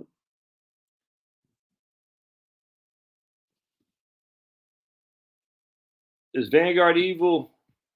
I can't say that. I don't know. I don't know what their hearts are, but they're not as aligned with ESG as much as the other guys. But it's more than just ESG now. Now it's a DEI crap. All right, let's take a look here. Yeah, look at that. Timothy Fund. Look at that. So it starts with distributions.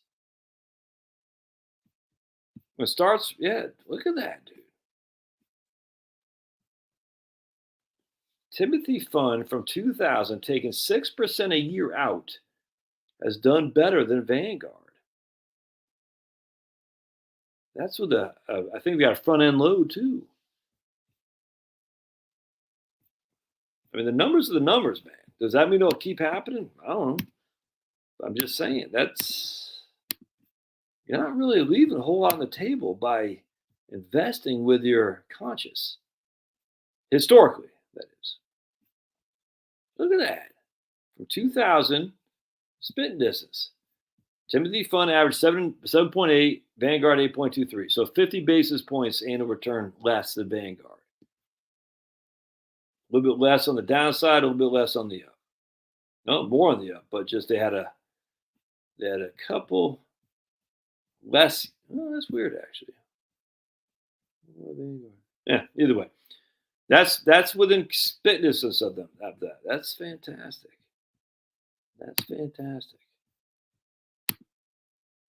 That's fantastic. Huh. Just wonder what else. All right, so what are you guys thinking? What else?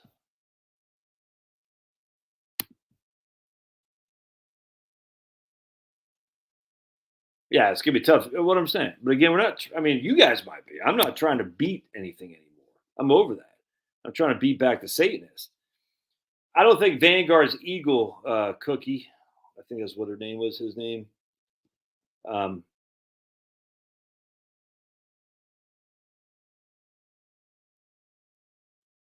Won't Vanguard let you invest in any fund? I don't know if I'm not sure if Timothy funds are on the Vanguard platform or not. I don't know, but if you're probably gonna have to pay a commission for the privilege of being on Vanguard. But yeah, I mean, I know at Schwab, I can invest in Vanguard funds at Schwab. So I think what I'm saying here is, and I think a couple of you guys like fees and all that. I think you can do whatever you want with your money. I'm not telling you guys what to do with your money. I do not want to be participating anymore in companies that are not purporting my values or sharing my values, who are in my face about their lack of, they're just not. I mean, it's one thing if you're going to be engaging in kind of stuff, just to be nice, but if you're going to be in my face about it, and it's DEI is evil, dude. If you cannot be any more explicit on what DEI is. It's anti-white. And if you're against racism, that means you have to be against anti-white racism too.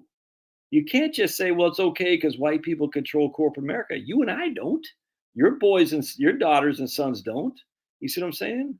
Just because Bill Gates is supposedly white, that evil scumbag that he is, it doesn't do anything for your buddy Josh, even though we share the same old pale skin. Doesn't mean crap. If you're going to be anti-racist, you have to be anti-racist in all things, which is anti-racist even against white people. Shocking as that is. And DEI is nothing but explicitly pro anti-white racism. There's just no two ways around that. But it's just even worse than that because it's Marxist stuff, as I said. Any company who's promoting DEI is promoting Marxism. They're promoting Marxist theology, liberation theology of the Jesuits, back to the old, as I talked about before. This is just a fact. It's a fact. Critical race theory. Where's the genesis of critical race theory? It's from liberation theology, from the Jesuits. And trust me, Protestants have their own problems too, man. Mainline freaking Protestant churches are just as bad as the Jesuits. It's just a fact. Doesn't mean all of them are. Doesn't mean all the Jesuits are. But we have Houston, we have a problem. And to deny that, it's just I don't know what to tell you. This is probably not the channel for you, because we won't deny stuff here. At least I won't. I'm going to see the reality as it is and call it as I see it. And if it offends people, I'm sorry. But I'm not going to pretend the Catholic Church hasn't had some problems. I'm not going to pretend the mainline Protestant Church, the Southern Baptist Convention, hasn't had some problems. My goodness, do you know what the Southern Baptist Convention went through a couple of years ago with stupid Russell Moore? It's nuts. It's the same old crap everybody's going through. Come on. It's silly.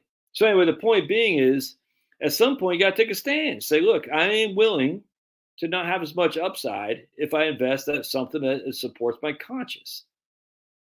Because we've been too willy-nilly. Let me show you this again. It's so blind. Once it hits you, it's like so blindingly obvious. But it's scary because, but Josh, the fees are higher, this, that, and the other. Dude, I get it.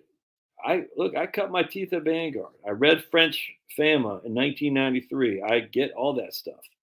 You're talking to a guy who didn't just wake up one day, started talking about fees. Say, oh, no, fees. No, that's. So I want to show you guys something if I can find it.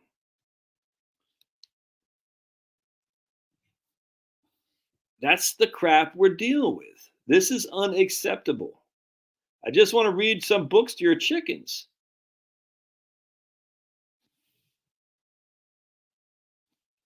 Tolerance is not a Christian value. Tolerance, we tolerated too much, so much that the anti-toleration is firing right back at us. It's kind of like when they say when you point a finger, three are pointing back at you. We have the exact opposite. We've been so tolerant that now all one's firing back at us. Look at this, my man Frank. Our new fire chief is a female, and she mentioned DIs. This is what I'm saying. Not keeping people safe, it should be their number one priority is to keep the firemen safe. Firemen, how dare you? So right here, my man Hodges says Timothy TPLC is Timothy. Oh, they got I didn't know they had ETFs there too. Okay, cool. All right, so my man says they got ETFs. That's fantastic. So more on this to come. I'm going to do some more research. I'll do some more. Yeah, they do have ETFs. There you go. All right, sweet. I'm glad you said that, Hodges. Oh, that's good. They just probably don't have enough time track record to. So here we go. We got U.S. large mid-cap core ETF. So we're going to look at this guy real quick. We're going to see the profile. I hope it doesn't give me a. Yeah, it does. Okay, cool. So let's look at this. So you can buy any ETF at any brokerage firm.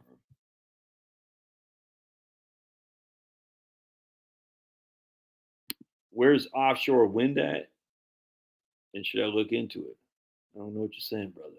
It's right out your neighborhood because they're going to put you out of business, as you full know. All right, so let's see what. So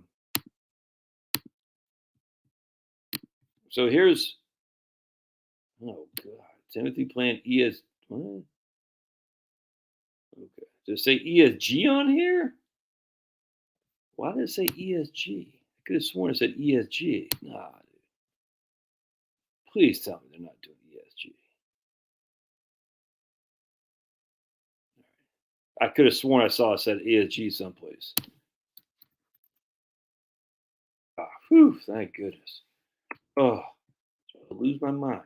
All right, so anyways, here we go. Here, Timothy Plan, U.S. large mid-cap or core ETF. All right, let's take it. That's what the guy was just talking about, Hodges.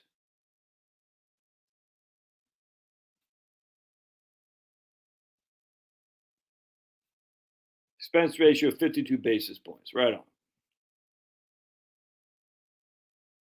Yeah. Index eliminates the companies that do not satisfy the evaluator proprietary biblical responsible investing. All right, cool. There you go, man. So this has been around for 3 years or so.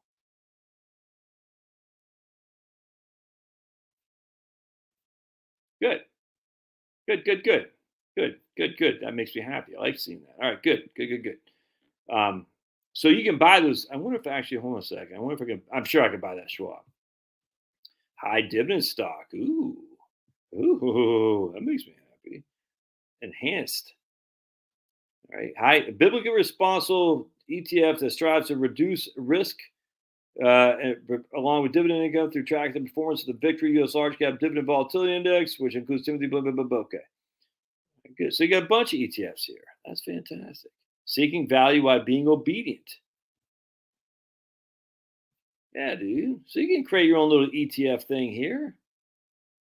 I mean, it's going to be hard to. I mean, I don't know. It will be hard to beat the index if you have fees over 100 basis points. That's a fact. It's not impossible, but again, I don't care about that. I'm trying to say, oh, we beat the index, God. Well, yeah, but invested in scumbag companies. Yeah, but we beat the index. And the good Lord's like, oh, okay, well done, my good and faithful servant. No, I don't think so. So they got two. See how they got 300 holdings in the large mid-core enhanced ETF. I mean, are all these guys? I mean, like for instance, look at Progress. They got Progressive Insurance in here or something. Let's see. I don't know how they do this in terms of are they all these funds not going to have DEI? I guarantee you not. All these holdings. I mean, let's just see. I don't know how you got Progressive Insurance. Hopefully they don't. No. Phew. Anyway, so just something to think about. I don't know. I don't have the answers. All I know is at some point you gotta say, I don't want to get smoked. I'm willing to invest my core values. I don't want to get smoked. What I mean by that is I don't want to wake up broke because my fund manager made me no money at all, even if I didn't beat the index. Beating the index should never be anyone's sole purpose anyway. It's just silly. You can beat the index, you just take more risk. Leverage, buy less shares. Wow, you beat the index. Wow. The index was down 37% in 2008, but I was only down 33, but I beat the index. Wow. Thumbs up. Yeah, too complacent. Right on. That's the thing. When we all been. I mean, we've all been because we've all wanted to. I'm not speaking on behalf of Sue S or all you guys, but most of us said, we like the creature comforts of modern world. You know what I'm saying? It's good time rock and roll, had by all. Now we're seeing the negatives of that, and it's going to bite us in the butt, and it's going to bite hard. And at some point, you have to stand and say, no, I don't want to be out of the market because I like the idea of dividend growth and gathering, growing earnings and companies that grow. Because a lot of companies are still engaged in good old American values, 100%. The entirety of the U.S. stock market isn't scumbags. It's just the firms, the Vanguards, which is slowly pulling back on the ESG stuff a little bit. Let's take a look at Vanguard's website. I'm just curious. Let's take a gander, shall we? Let's see if old Vanguard is saying DEI or death. I'm going to get a T-shirt made up. It's going to say DEI or death. Or no, I'll do? I'll say die or death. Diversity.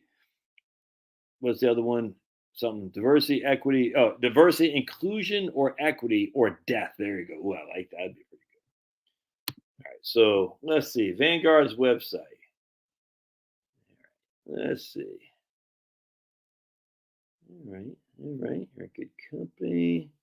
Looks good. All right. Looks good. All right. All right. But the problem is with Vanguard, at least they're not being too stupid on the front page, but they will be. I'm actually pleasantly surprised to see not a damn thing about DEI in their homepage. Huh. Y'all can see that, right? That's why is it? Am I? Hmm.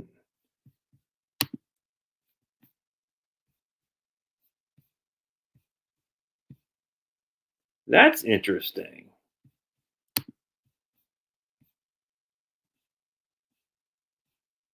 Let's take a look. Career opportunities. Here's where it's going to get ugly.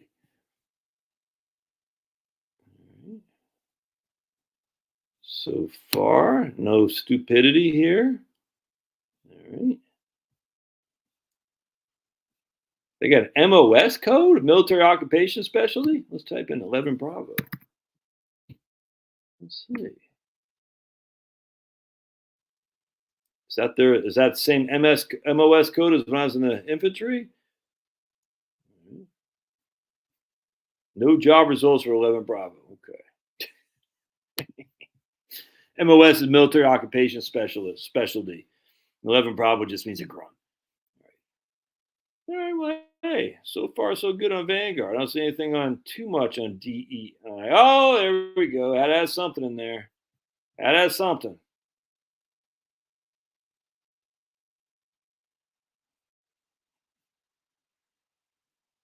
That has something.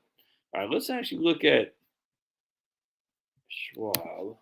Actually, I'm going to look at USAA. Intersectionality, which is just, come on, man. This,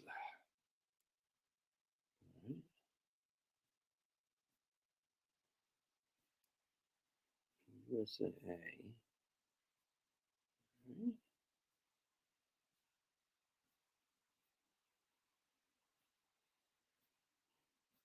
Let's just go all the way down to careers. They have something on careers. Military, family, shop, careers. So let's see what careers at USAA says. All right. Compliance. Okay.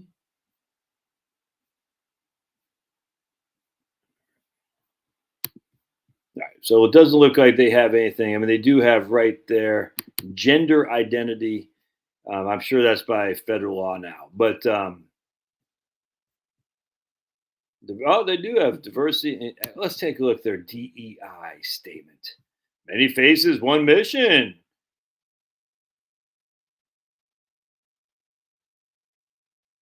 "50% of our employees identify as a person of color." Oh my goodness. 50% are women. Okay. So wouldn't that mean that white guys are being inherently discriminated against? Of course it does. Come on. 50 million to advance racial equality in the military community. Meet our diversity business groups. Bold. The best place for USA 57 flavors to meet and allies. Adelante. Moving ahead. Aspire.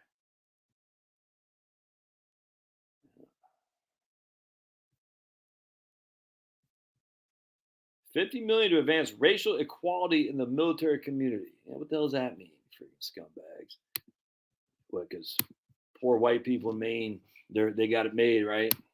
Poor white people in Maine, they're not, dude. They're fine, dude. They're fine. No one freaking this freaking. I'm sorry, it pissed me off. This whole when I was at Vanguard, I'll never forget my exit interview. It's a black HR lady. Shocking, I know. 2000, year 2000. So I started there in April of 98, December 97. I can't remember. Anyway, it's the beginning of 98. And I left in April of 2000, if memory serves, to go over to Schwab. And I'll never forget this. And I said, and she goes, "Why are you leaving?" I said, "Well," she goes, "What? Tell me whatever." I said, "Well, I like Vanguard. I've learned a lot. It's been great for me. I didn't make much money. But this focus on freaking diversity for diversity's purposes bothers me." She goes, "Well, you've never walked a mile in my shoes, Josh. You don't know what it's like to be a black woman in America." I said, "You don't know what it's like to be a poor white guy in America either, there, lady. I don't want to hear it." You know what I'm saying? I'll never forget. I said this. I'm sure I'm on their banned forever list. So you don't know what it's like to be a white guy. Give me a freaking break. I'll never forget her cocky attitude. Having never heard of someone ever talk to her like, "How dare a white guy defend himself?" I'll never forget that. And it always has pissed me off because I hate the focus on race. It's so freaking stupid. It's not biblical. It's evil, and you know it is. Everybody knows this, and all it does is serve to divide. Well, it must be nice. It must be nice to be a white guy because everything's just handed to you. I know. I know. When I go to a store. There's a bit. I forgot who did it. Ryan Long or something like that.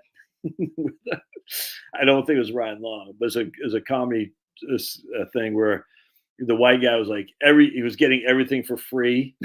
It was awesome. It was funny as hell.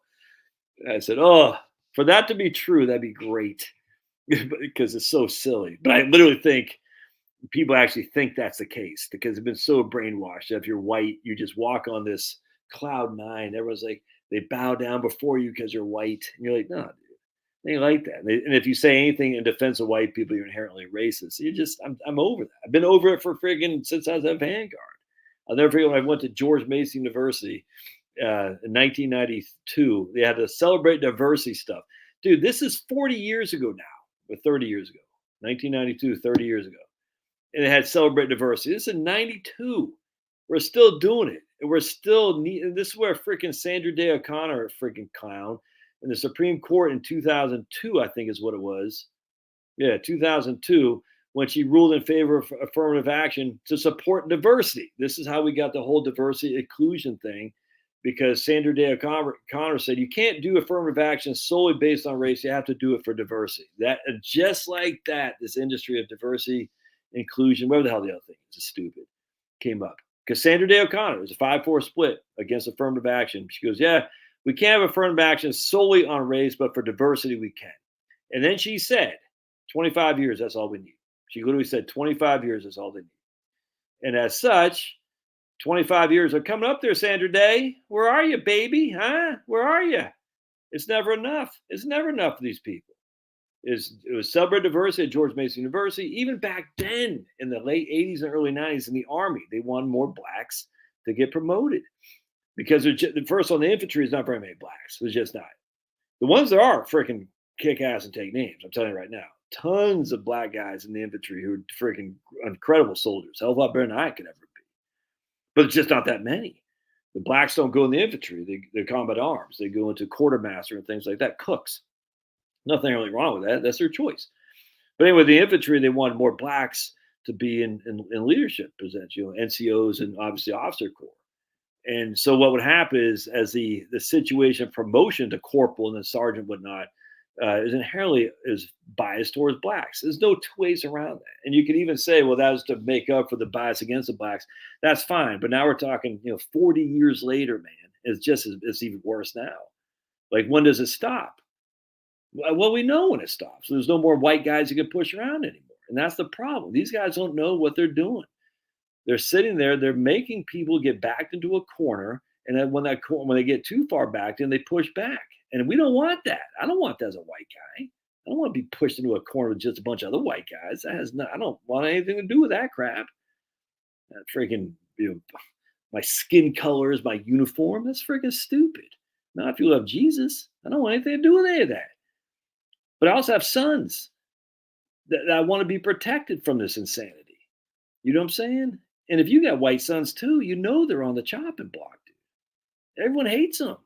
And if you got black sons too, who actually think for themselves, other than just going to the company line, freaking, I'm going to vote for the Democrats or whatever. They're hated even worse. There's a guy on YouTube, Dwayne Kellum, that guy crushes. He has all these high air balloons. Black guy, he's freaking awesome. Can never imagine hating that guy because he's black. It's stupid. That guy has it harder than I ever had because he's a black guy who's independent thought. And one thing they can't stand is black guys and independent thinking. They hate him worse than they hate me because they expect me to, they think, I just woke up one day in this freaking lavish lifestyle. It's insanity. Oh yeah, 100%, man. Absolutely. We know this. It's all to divide and conquer. And that's why you can't tolerate what they're doing, the evil of these people. The diversity, equity, inclusion is evil. It is all based on Sandra Day O'Connor in 2002, the 5-4 Supreme Court ruling in favor of affirmative action to promote diversity. And just after that, the freaking left took off because they're not stupid. Satan isn't stupid. He's evil, but he's certainly not stupid. And yet here we are like, going back. Faith alone. No, no. You got to stand up. You got to be held accountable, man. You can't just sit on your hands and say, okay, I'm just going to take it. Thank you, sir. Can I have another? You got to say, no, I'm going to stand against this. As the National Review used to say when we used to think Bill Buckley was a righteous guy, I'm going to stand aside and yell, stop to communism.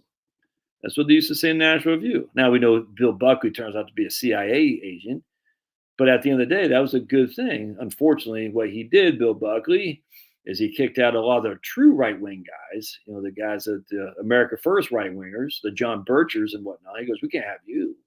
We want to be a serious magazine. It's like, dude, you're serious because the CIA is funding you, guy. And so what happened? John O'Sullivan's Law, anything that's not explicitly right-wing will become left-wing over time, proven correct in National Review. And Bill Buckley is going, yeah. I'll never forget Bill Buckley's being interviewed one time. I think his wife might have died from lung cancer. And Bill Buckley was saying, yeah, we should have banned cigarette smoking. I say, see, you're not conservative, dude. You're not conservative. What the hell is that about? What the hell is that about? I'll never forget that. I said, oh, okay, so now you should ban cigarette smoking because it affected you. But if it didn't affect you, you wouldn't care. I mean, come on. I don't know. Is there one? Is there a Supreme Court case on DEI? But see, here's the thing. Colleges, the left is not stupid. They're evil, but evil is not stupid. So what will happen is they'll come up with a new sneaky way of trying to do this. This is why you can't say, oh, you can't just this is why you can't respect the winning from the Supreme Court Republicans. God, this is what happened to Obamacare. Oh, the Supreme Court will save us. Supreme Court saved us on firearms, but the only reason they saved us is because we had won that argument by that point. And so because we won the argument is we weren't stopping. It's just all there is to it. We're not giving up our guns. We're going to buy more. There'll be a black market for firearms, all that. We weren't stopping. That's all there is to it. So the Supreme Court, they're not immune to politics. They knew that we'd have to, look, they're not immune. Let's just put it that way. But everything else, we're like, oh, okay. We just don't want to rock the boat. We want to appeal to the mushy middle. We don't want people to think we're not for black people. Like why being anti-DEI is anti-black? Well, because BLM says it is. Yeah, what's BLM? Freaking Marxist scumbags. All they are. Backed by a bunch of rich whites, by the way.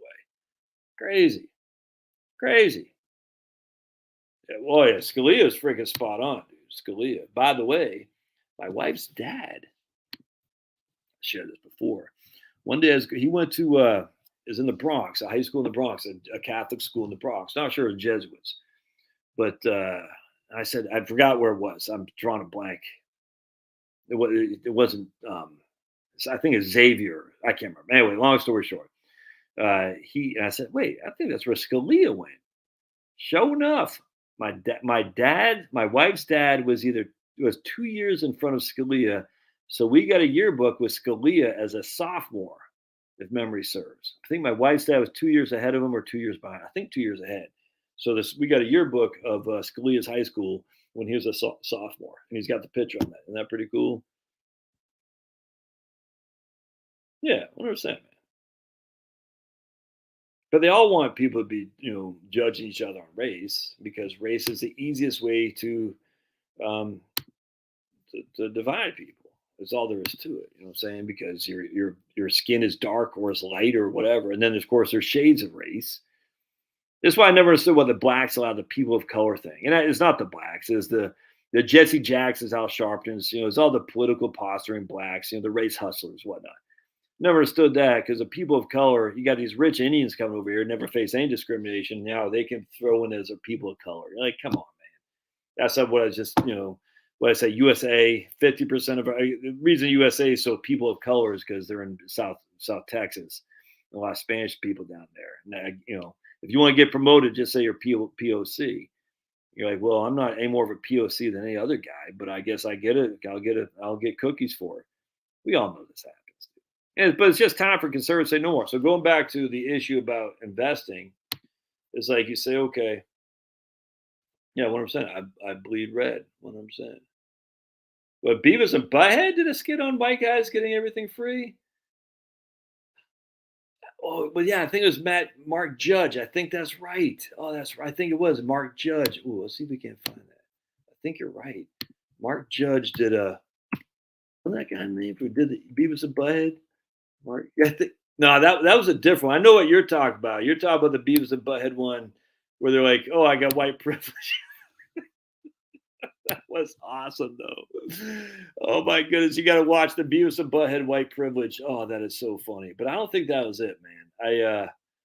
There's another one, man. There's another one where it's like I can't remember. It wasn't a cartoon. It was so funny, man. Oh my god. But that was a good one. That was a good one. Mark Judge. Let's look. Beavis and Butthead.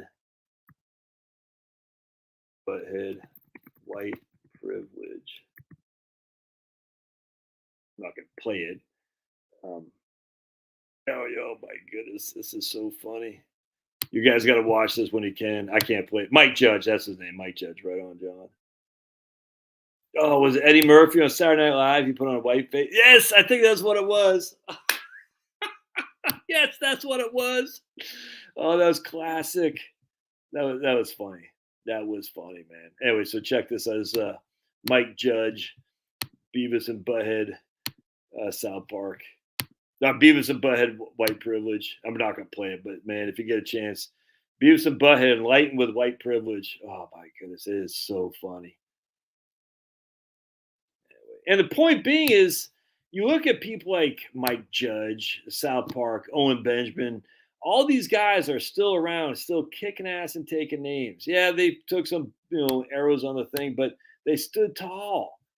You don't have to be a freaking weak-minded person. You can stand tall and say, no, I don't want any favors because I'm white, but we're not getting any anyway.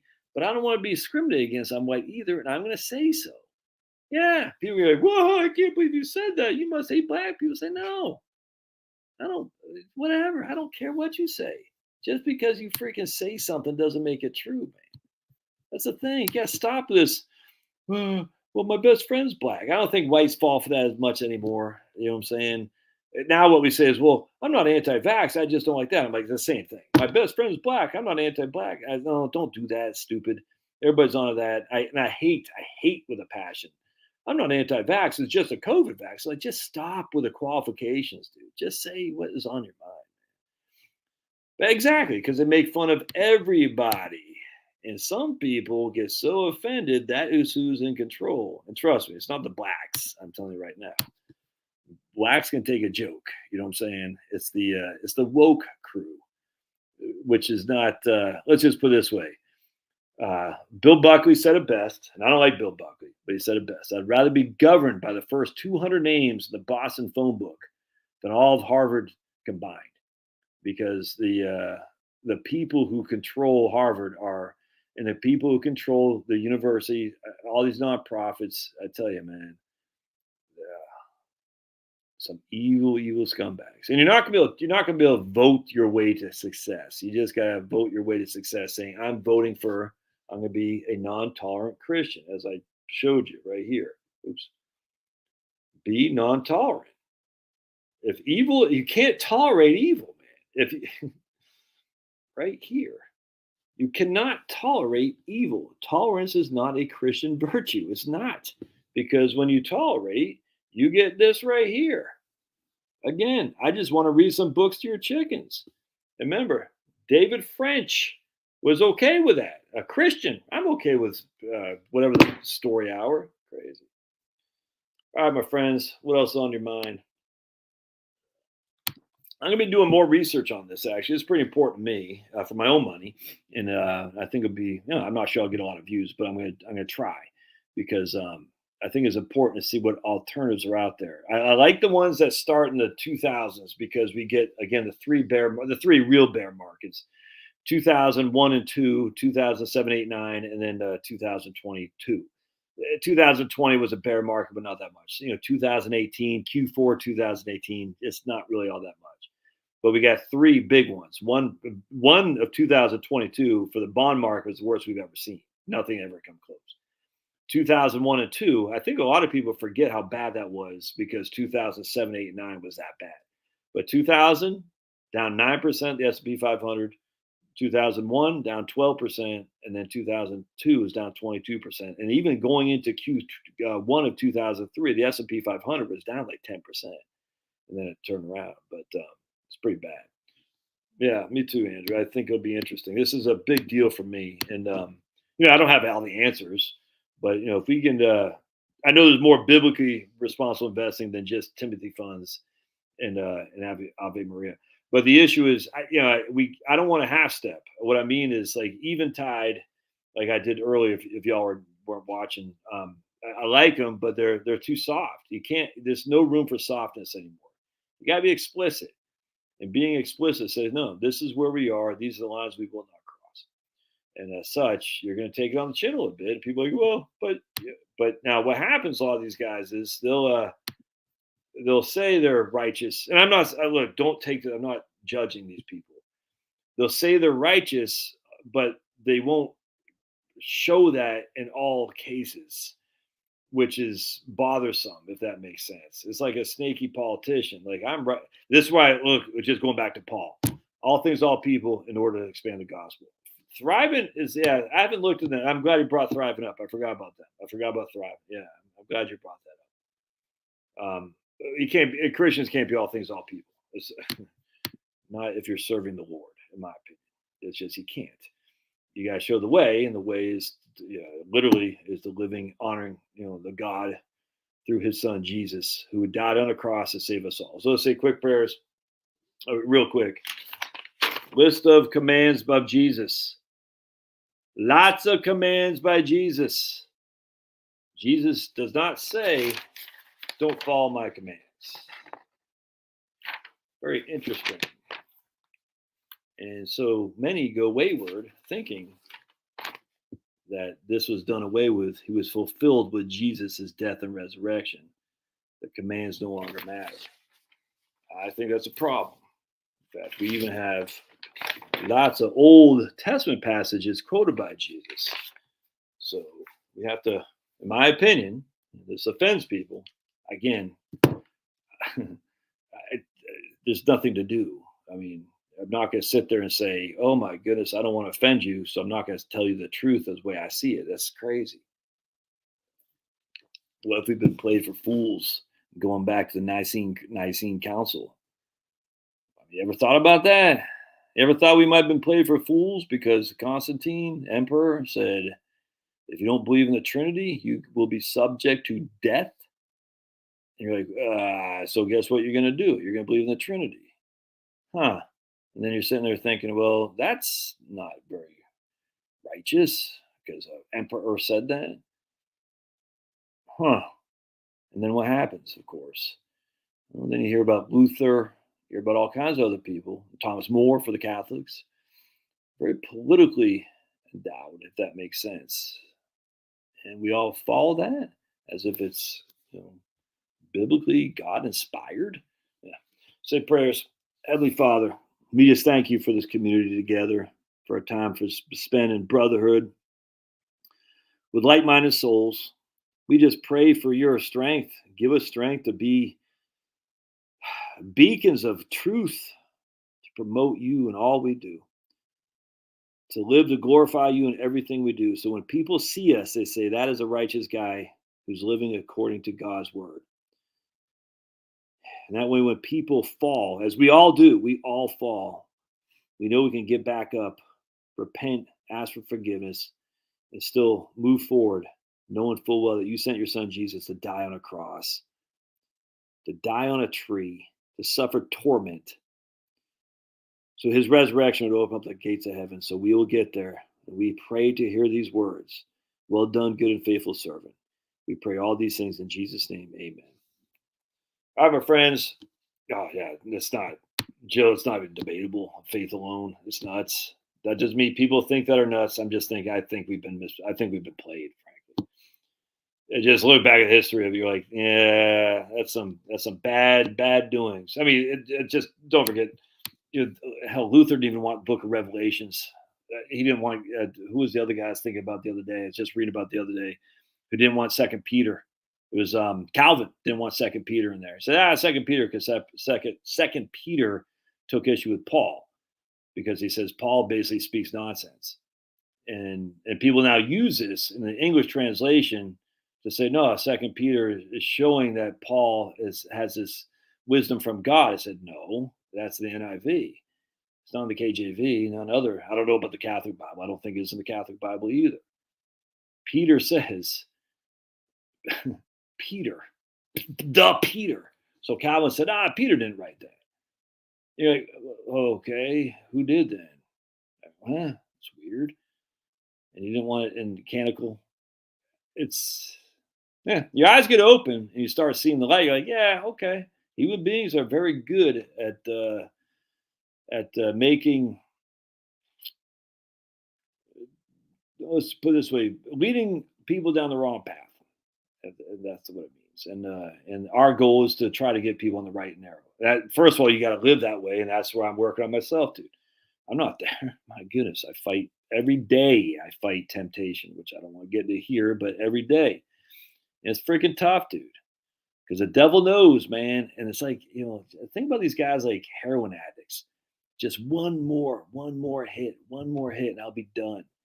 It doesn't stop it. That's the thing. Once you go down where you succumb, you want more.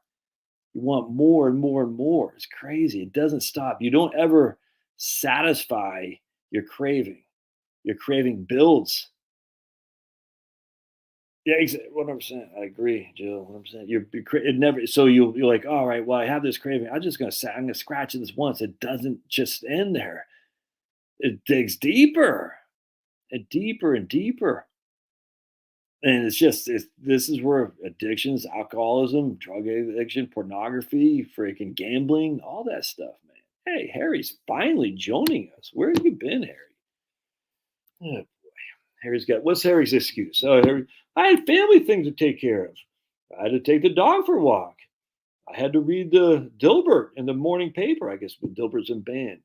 What was Harry's excuse for being late here tonight? I had to play the lottery. We just solved the world's problems, Harry, and you miss it. And now I'm going to delete this video because I did probably have a copyright strike when I used the NASA video. All right, my friends, we're going to get out of here. Oh, wait. Harry said amateur radio club. Well, see, that's where it said amateur. Amateur. We're professional grade here, Harry. So give up amateur and go professional grade. Come on. Harry's the man. All right, God bless. I'm going to get out of here, my friends. I got to take my dogs outside to go potty. We'll see you.